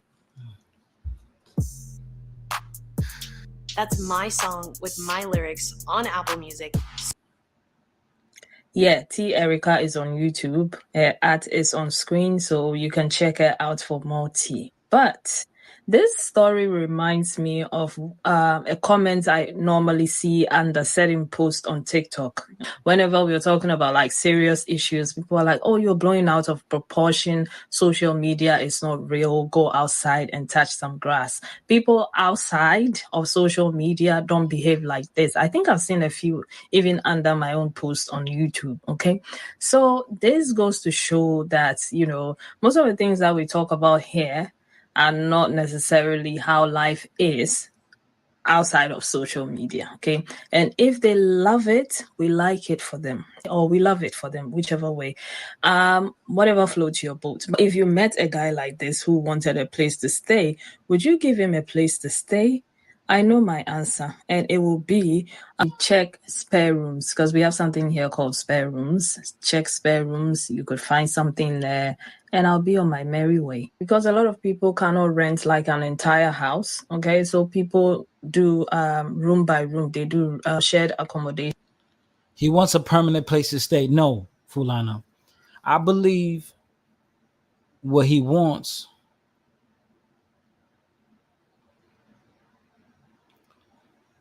is a place to stay, and like what he said, he wants a place to stay until he gets on his feet. Once he gets on his feet, he's out of there. Once he gets his paper right, he's out of there. I don't think it's gonna be permanent. I think he really said it, until I get on my feet.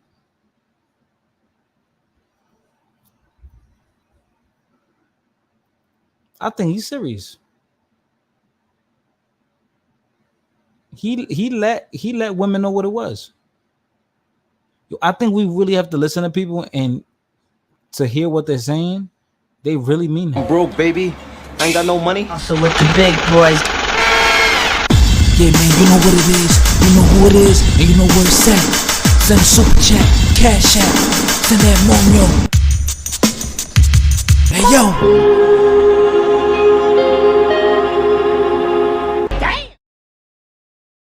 Shout out to Burgundy for the donation. Your track will be playing soon. Yo, I think he's serious. He trying to find some walls to settle down in.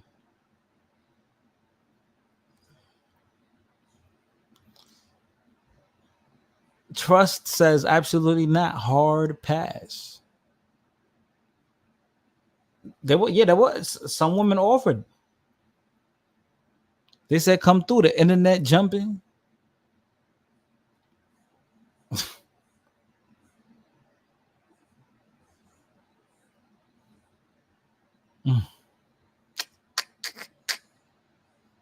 Where people share maybe 3-bedroom, 4, even flats. Okay, so if you're looking for someone to share your flat, because he says he has a job, right? So if you have a job, I don't understand why you can't find a place to stay.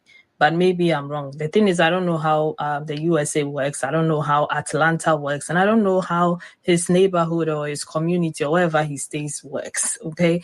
But to me, if you have a job, you should be able to afford something.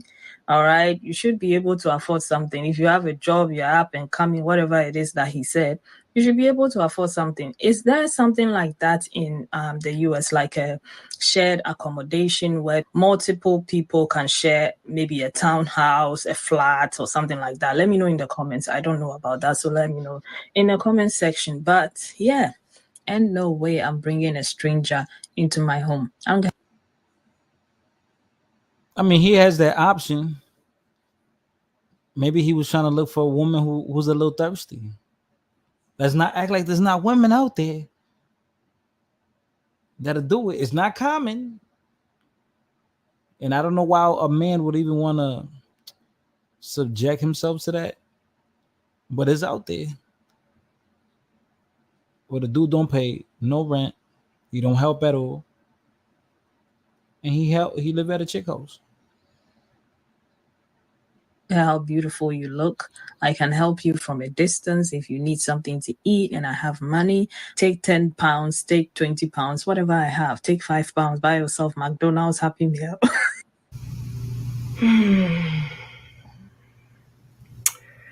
Ladies, I'm really worried about us. You know, I found this on the app formerly known as Twitter, and I'm not sure how accurate it is, but if it is this really all it takes, ladies? A guy, that you consider to be attractive, posts a sob story on social media, and you're just ready to come and swoop in to play savior for him? This bothers me because there are so many women that will risk their safety and livelihood just to have a little piece of a man. And I'm really trying to figure out what is the end game here. Ladies, I highly advise that you don't open up your home to a man that you have only met on the internet. Yeah. Yeah, like if they do something that bold, they're gonna listen to you. If they're willing to do something that bold, you think they're gonna want to listen to you? I don't think so. I don't think they're gonna want to listen to you. I think they've made up their mind. They said, you know what? She wants some in-house dick, yo. You know, don't get mad at it, man. Don't hate.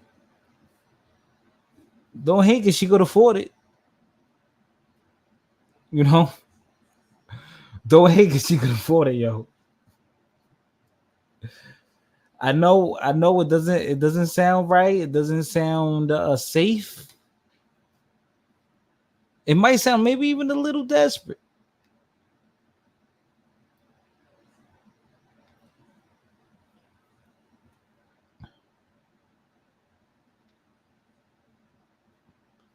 But let her enjoy her little fun. Yo, bro, Burgundy, I can't find that song you want me to play. Oh, I found it. I found it, bro. Forget it. The end game, we know the end game. When he get on his feet, he's out of there. Ain't no relationship. Or he might stay. He's like, damn, she willing to put up with all this. But then again, what I don't know. Like, what woman really gonna put up with that for a long time? That's not healthy. I just don't know what woman's gonna want to put up with that for a long period of time.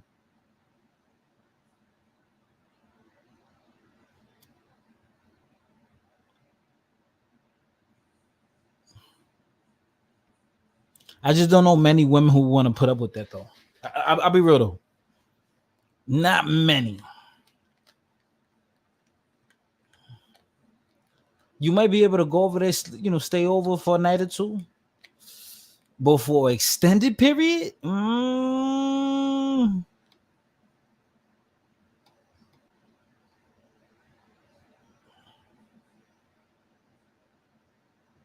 I don't know many though. I'm not gonna lie. I'll be genuine. I don't know many.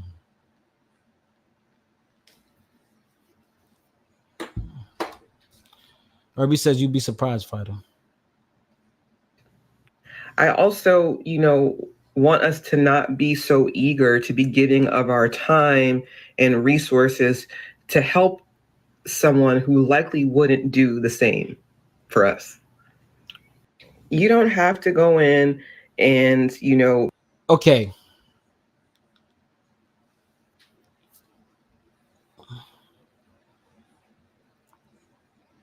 Now there's a bunch of women who stay with men and don't do nothing. All they do is suck.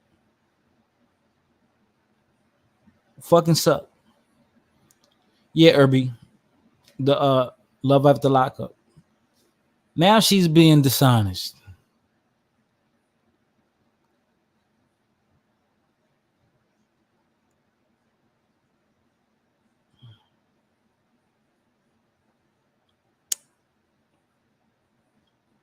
Yo, I know this girl, right? My man's.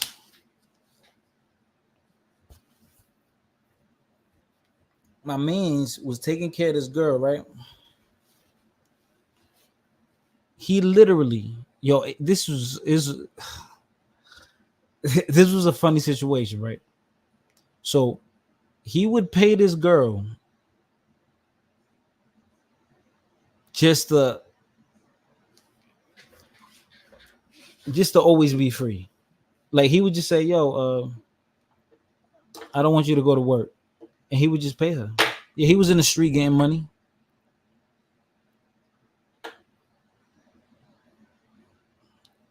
He was in the street getting money.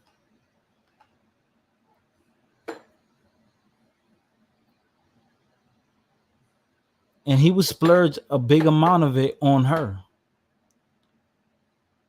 and she wouldn't go to work.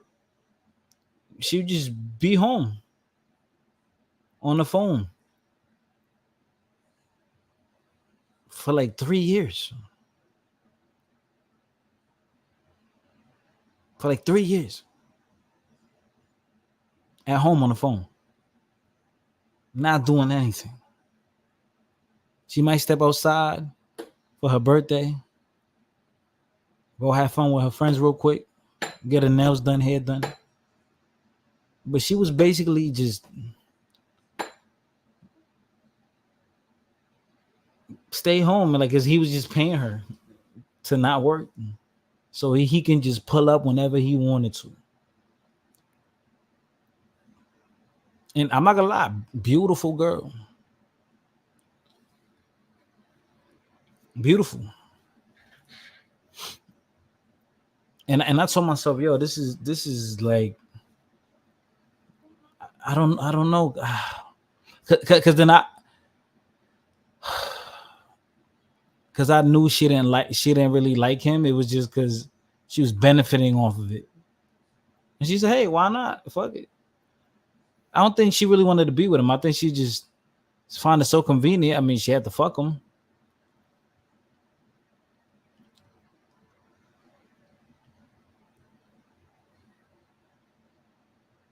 Interesting situation. Now the funny thing was, I wonder if she probably had a side dude.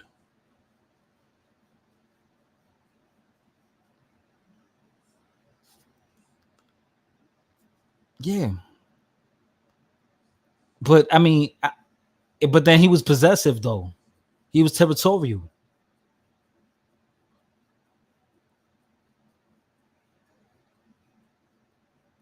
So he was like renting her.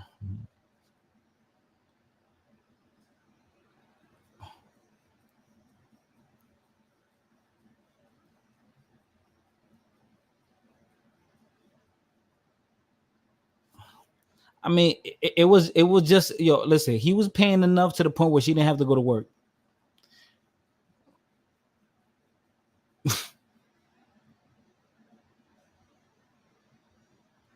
And this was for 3 years. He and the guy, yo, once he got locked up, it was over.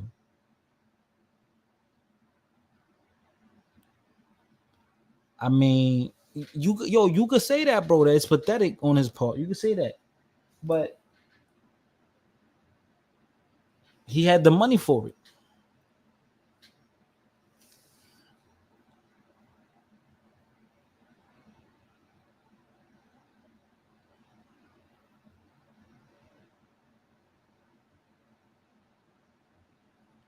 Swag money, yeah, but we knew that. We knew the bread already, though. No, I just don't like that with the lady said in the video that a man wouldn't do that for a woman. It happens all the time.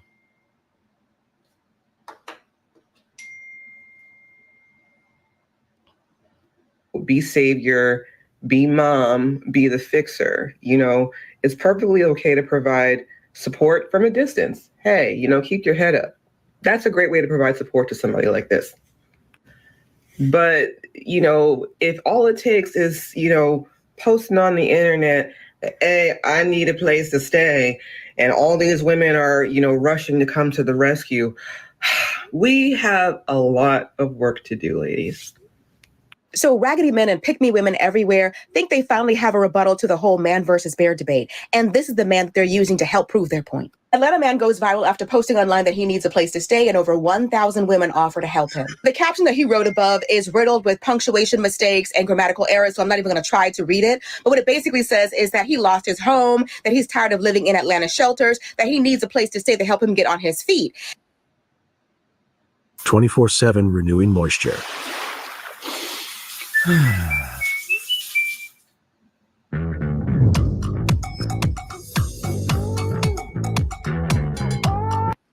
Because there are so many women in this comment section talking about, you could stay with me, I help you out, the men are saying, aren't these the same women that were picking the bear? And my answer is no.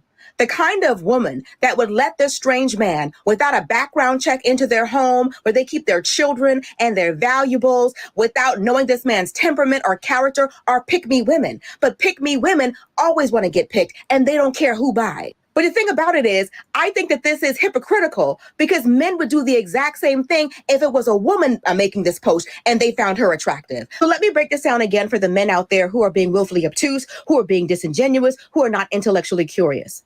The kind of woman that will accept a strange man into her home so that she can get picked are not the kind of woman who was ever picking the bear. Listen, if there's one thing that I've learned this week between him and Wade Wilson, listen, as long as you fine, that's all that matters. As long as you attractive as fuck to most women, that is all that matters. You could be homeless, you could be broke, you can be a criminal, you can be illiterate. As long as you got that fine as fuck gene, you can get away with murder.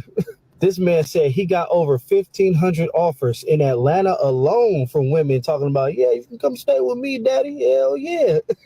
Fellas, look. Now, let's be real here. Yeah, I don't know what they mean by the bear. Let's be real here.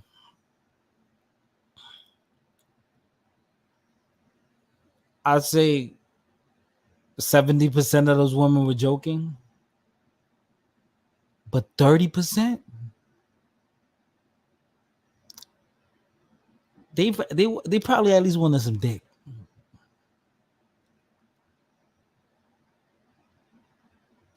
I don't know why you keep saying that that's a woman. Yo, Blood Moon is always thinking someone is not a man or a woman or somebody's body's not real or like stop.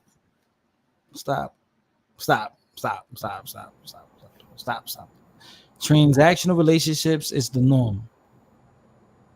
I've never lived in a shelter. I think most people have never lived in a shelter. I don't think you have to thank God. Thank your employer. A lot of dudes think it's okay to pay for box. MXC, you paid for box before. You paid for box before. Get the fuck out of here. Fuck out of here. You paid for box before. You admitted it on here. You passport bro. You Dominican. And you're a passport bro. Stop. Man, pretty privilege is a thing. Just invest in looking better, right? I didn't get the fine as fuck gene, right? I got the, he kind of cute late night between 8:37 and 9:50 sometimes. You know what I'm saying? That's the gene I got. But if you got the fine as fuck gene, it don't matter, bro. That's what I'm saying. Like, fellas, I don't want no excuses. If y'all know y'all got the fine as fuck gene and y'all not utilizing it to the fullest potential, bro, I need y'all to be president, bro. Sky's the limit when you got that gene. Y'all focus on the wrong shit. You trying to better yourself and get rid of your red flags when you fine as fuck. Shit, them red flags is neon green to these bitches. You feel me? Like, yeah, she'll make your $30,000 a year salary work. She'll convince herself that 4 inches is big enough. Listen, you want to see how lucrative it is to be attractive? Wade Wilson has a fucking Save Wade Wilson fan page and a GoFundMe and a petition that women are actually signing. Bro, just be handsome, bro. That's it. Hold on, ladies. I'm sorry. Let me get out his way. I know y'all want to see his other pictures. I'm all blocking the beauty. Look at me blocking his beauty and shit. I'm not even mad at homie, man. God blessed a certain percentage of us to just look a certain way. I can't even hate on homie. Now you got to get your shit together if you regular degular. If you ugly muggly, if you ain't fine, you got to get your shit together. I just can't wait to see how many women he robbed. That nigga gonna take the puss and take the purse. Yeah. Do you blame him for saying that? Absolutely not. I don't. This is not just a US issue. It's a worldwide issue. It happens in Africa, in Europe, everywhere. When a man is good looking, women treat them differently. Okay, a lot of women will do anything to have a good-looking man in their lives. They don't think straight. They are not themselves. They are throwing themselves at them. You know, they want to do anything to be in the presence of a good-looking man. They want to my man, my man, my man. People are paying for weddings, for vacations, you know, an entire household bills, cooking and cleaning for these men, okay, because they are good-looking. So long as you're good-looking as a man, I mean, a lot of women do experience that, but usually those women who are good looking, they end up cooking and cleaning as well. All right, they end up being taken advantage of as well. But when a man is good looking, it's on a different level. The type of women who will fall at this man's feet, the things they will do for this man. If you have not experienced it, I have seen it with my own two crow eyes. People staying in horrible relationships, the man cheating on them, beating them, having babies on them, bringing babies from outside the marriage into their home. They will even take those babies and raise them. You know, just treating them like dirt, actually bringing home other women to come and sleep with in their own matrimonial home. And this woman will not say anything. When you talk, they'll tell you something like, oh, that's what all men are like. At the end of the day, I have the ring. He's my man. So, you know, because he's good looking, there's nothing else. He's good looking because they feel like when they leave this guy, they are not going to do any better than that kind of guy. Okay, so Man.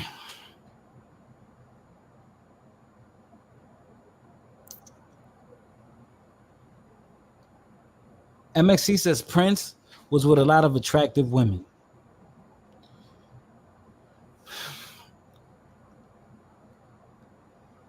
He was rich and popular. He's a star. Of course. 18th letter says, it's a saying online right now where they're asking women, will they choose to be with a man or would they go live in the forest with a bear? Saying that men are more dangerous than the bear.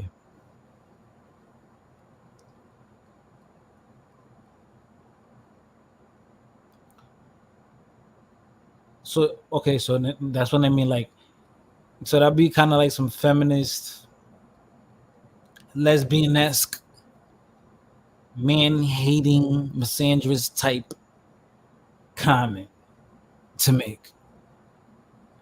Okay, that's new.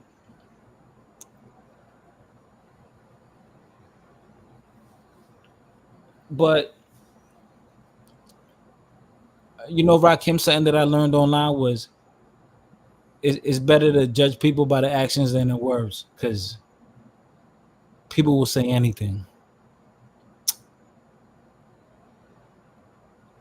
And you know, like this was on Facebook. This was something that I noticed. People, individuals, make comments. They'll say crazy things. You think the girl just hates men and she has all the worst relationships in the world and bashing men, but sometimes I think she's just doing that for laughs, for likes and attention, and to stir people up. Because then that same woman will post, just because I post certain things about a man or about men, don't take that for face value. How you know I'm not just talking shit and I got a nigga right next to me in bed?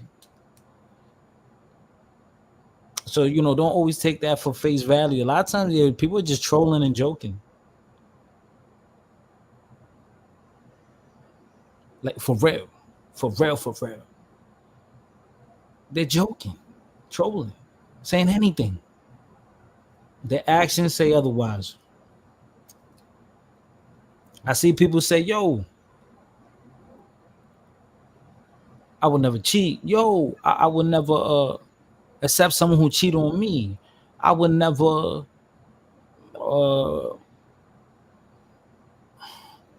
get with a single mother. I wouldn't take disrespect, or I'm the leader in my relationship.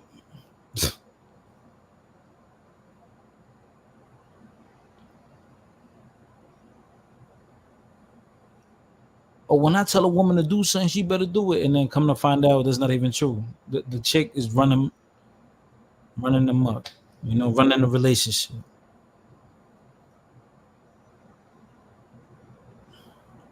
Women would rather endure what a bear can do over what a male stranger might.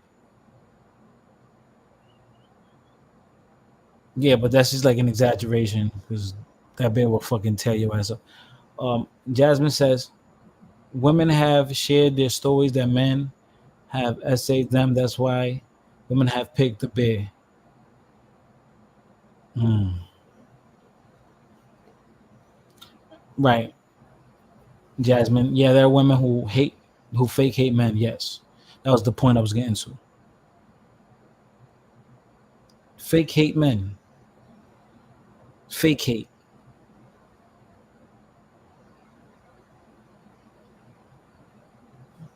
Oh yeah, I hate men. Yeah, fuck these niggas.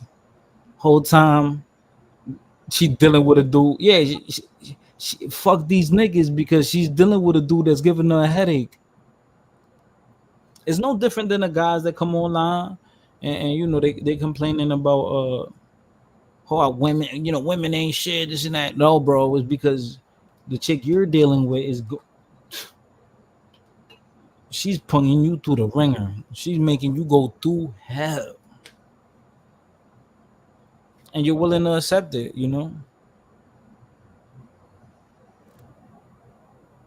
At a certain age, I think you have to just realize, what are you willing to put up with.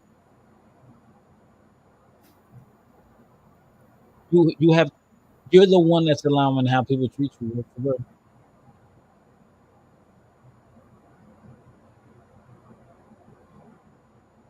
For real. Listen, yo.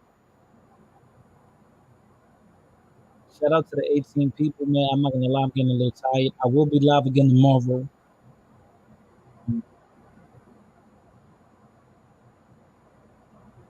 Got an interesting topic. There's a video I want to upload. I'm definitely gonna upload that. But guys, stay tuned. I'm definitely gonna go live again. Yeah, I'm not gonna lie. I'm really tired. I'm getting sleepy. So shout out to my guy Ron Burgundy. Burpees guy. I'm broke, baby. I ain't got no money. So with the big boys. Yeah, man, you know what it is. You know who it is, and you know where it's at. Send a super chat, cash app, send that monyo. Hey, yo.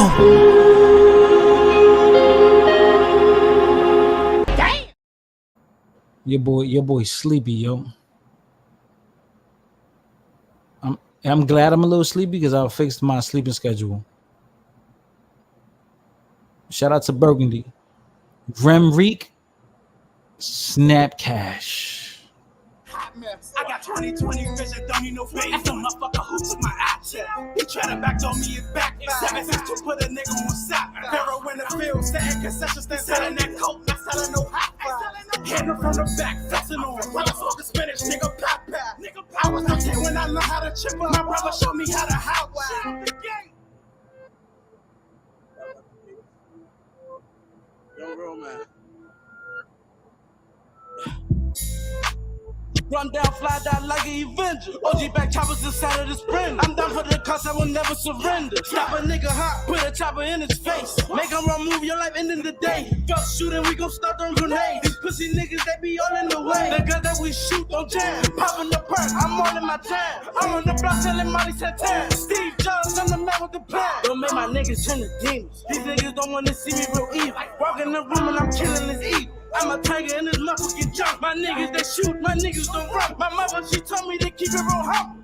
Chopper hit you like it's Pikachu, that's what y'all done. Have a nigga tripping like Willy Wonka. We got the sticks, I feel like Harry Potter. Running this house and we finish the pause. My niggas really combust. On the money move, I might just bust. You don't gotta go to the ATM, pull up on me, send the money through Snapchat. You think that your church up a nigga, that's just the feds. Watching your progress, keep telling niggas that you shipping in bad, but you can't make it hit, you a hot mess. I got 20/20 vision, don't need no face. That's the motherfucker who took my asset. He try to backdoor me and backfire. 762 put a nigga on stop. Pharaoh in the field, setting concession stand, selling that coke, not selling no hot fries. Hit him from the back, flexing on. Okay, Blood Moon. Yes, I saw you sent for another song. I saw you sent for another song. Shout out to Blood Moon. Shout out to Blood Moon. Little Rakim says, and y'all thought I had horrible song choices. Damn, so you getting there, my guy, Ron Burgundy? Damn. Fuck a Spanish nigga, pop pop. I was 13 when I learned how to chip. My brother showed me how to hot wild. Nigga got hit with 100, they wrapped him up in the cassette like Egyptian. I got a 40 on my waist. Ooh. I ain't talking about the size of my bridge, the bitch in my tennis. Might kick your door off the hinges. I'm talking out like Jimmy Hinch. Taking something every time he reeing up. He won't get shit back just like it's a bitch. Niggas be talking practice like they pigeons. I need you just to help me make decisions. In real life, I did hit Call of Duty mission. That happened bad and bougie came with some itch. Big grim, shoot the drop of wine. Nigga bitches next stop coke lane. Sneaky moves, make it out with no jam. Shit out the gate, nigga, fuck your helping hand. Fist to the whip like I'm Stocky and her. Just so can I hit the pick go back in the hood. No money on my books, I'm running your hood. I'm running them up, busting metal like a Forrest Gump.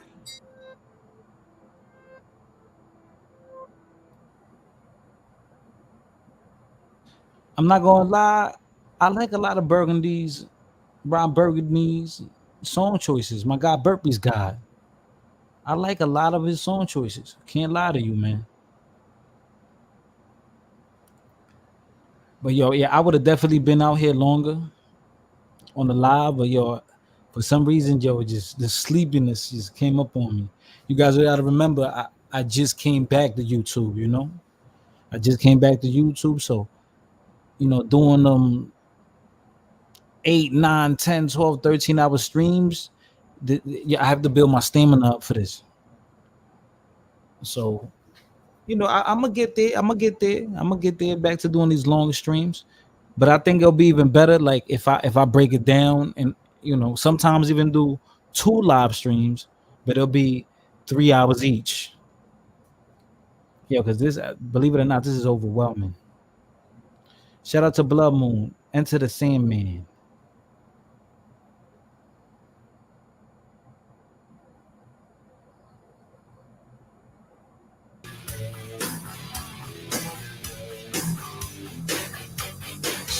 Say your prayers and so on. Don't forget my son to include everyone.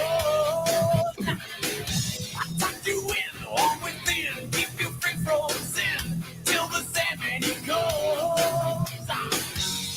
Sleep with one eye open, gripping your pillow tight. Exit light, and tonight. Take my hand, rock to never land.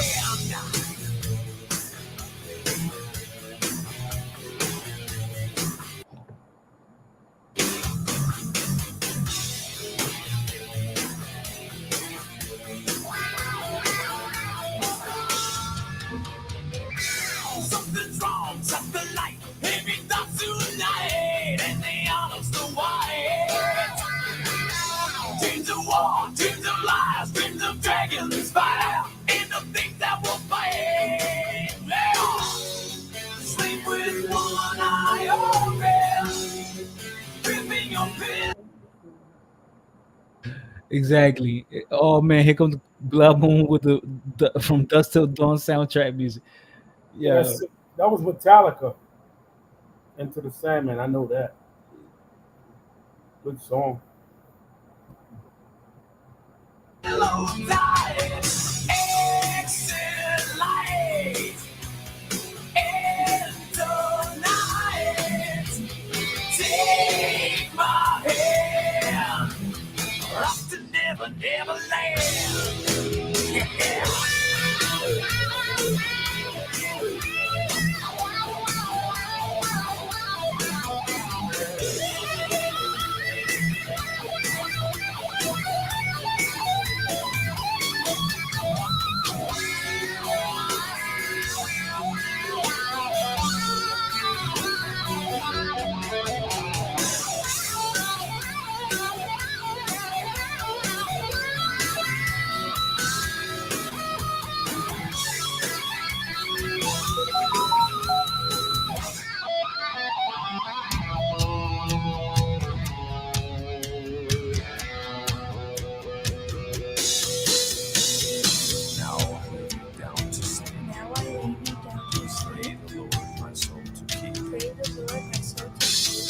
die before I wake, If I die before I pray wake, the Lord my soul to take. pray the Lord my soul to take. Hush, little baby, don't say a word. And never mind that noise you heard. It's just the beast under your bed, in your closet, in your head.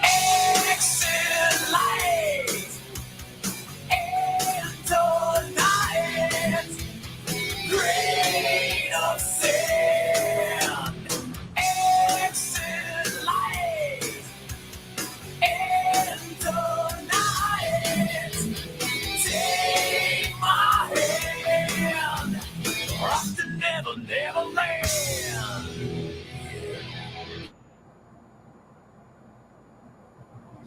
TT Juju says, when you play this song backwards, you hear dead people.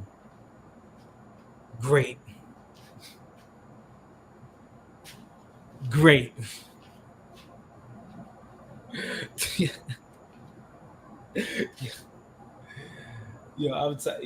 I'm thinking about going live again in a few hours, but probably not. I'm tired. But I'll definitely go live tomorrow, yo.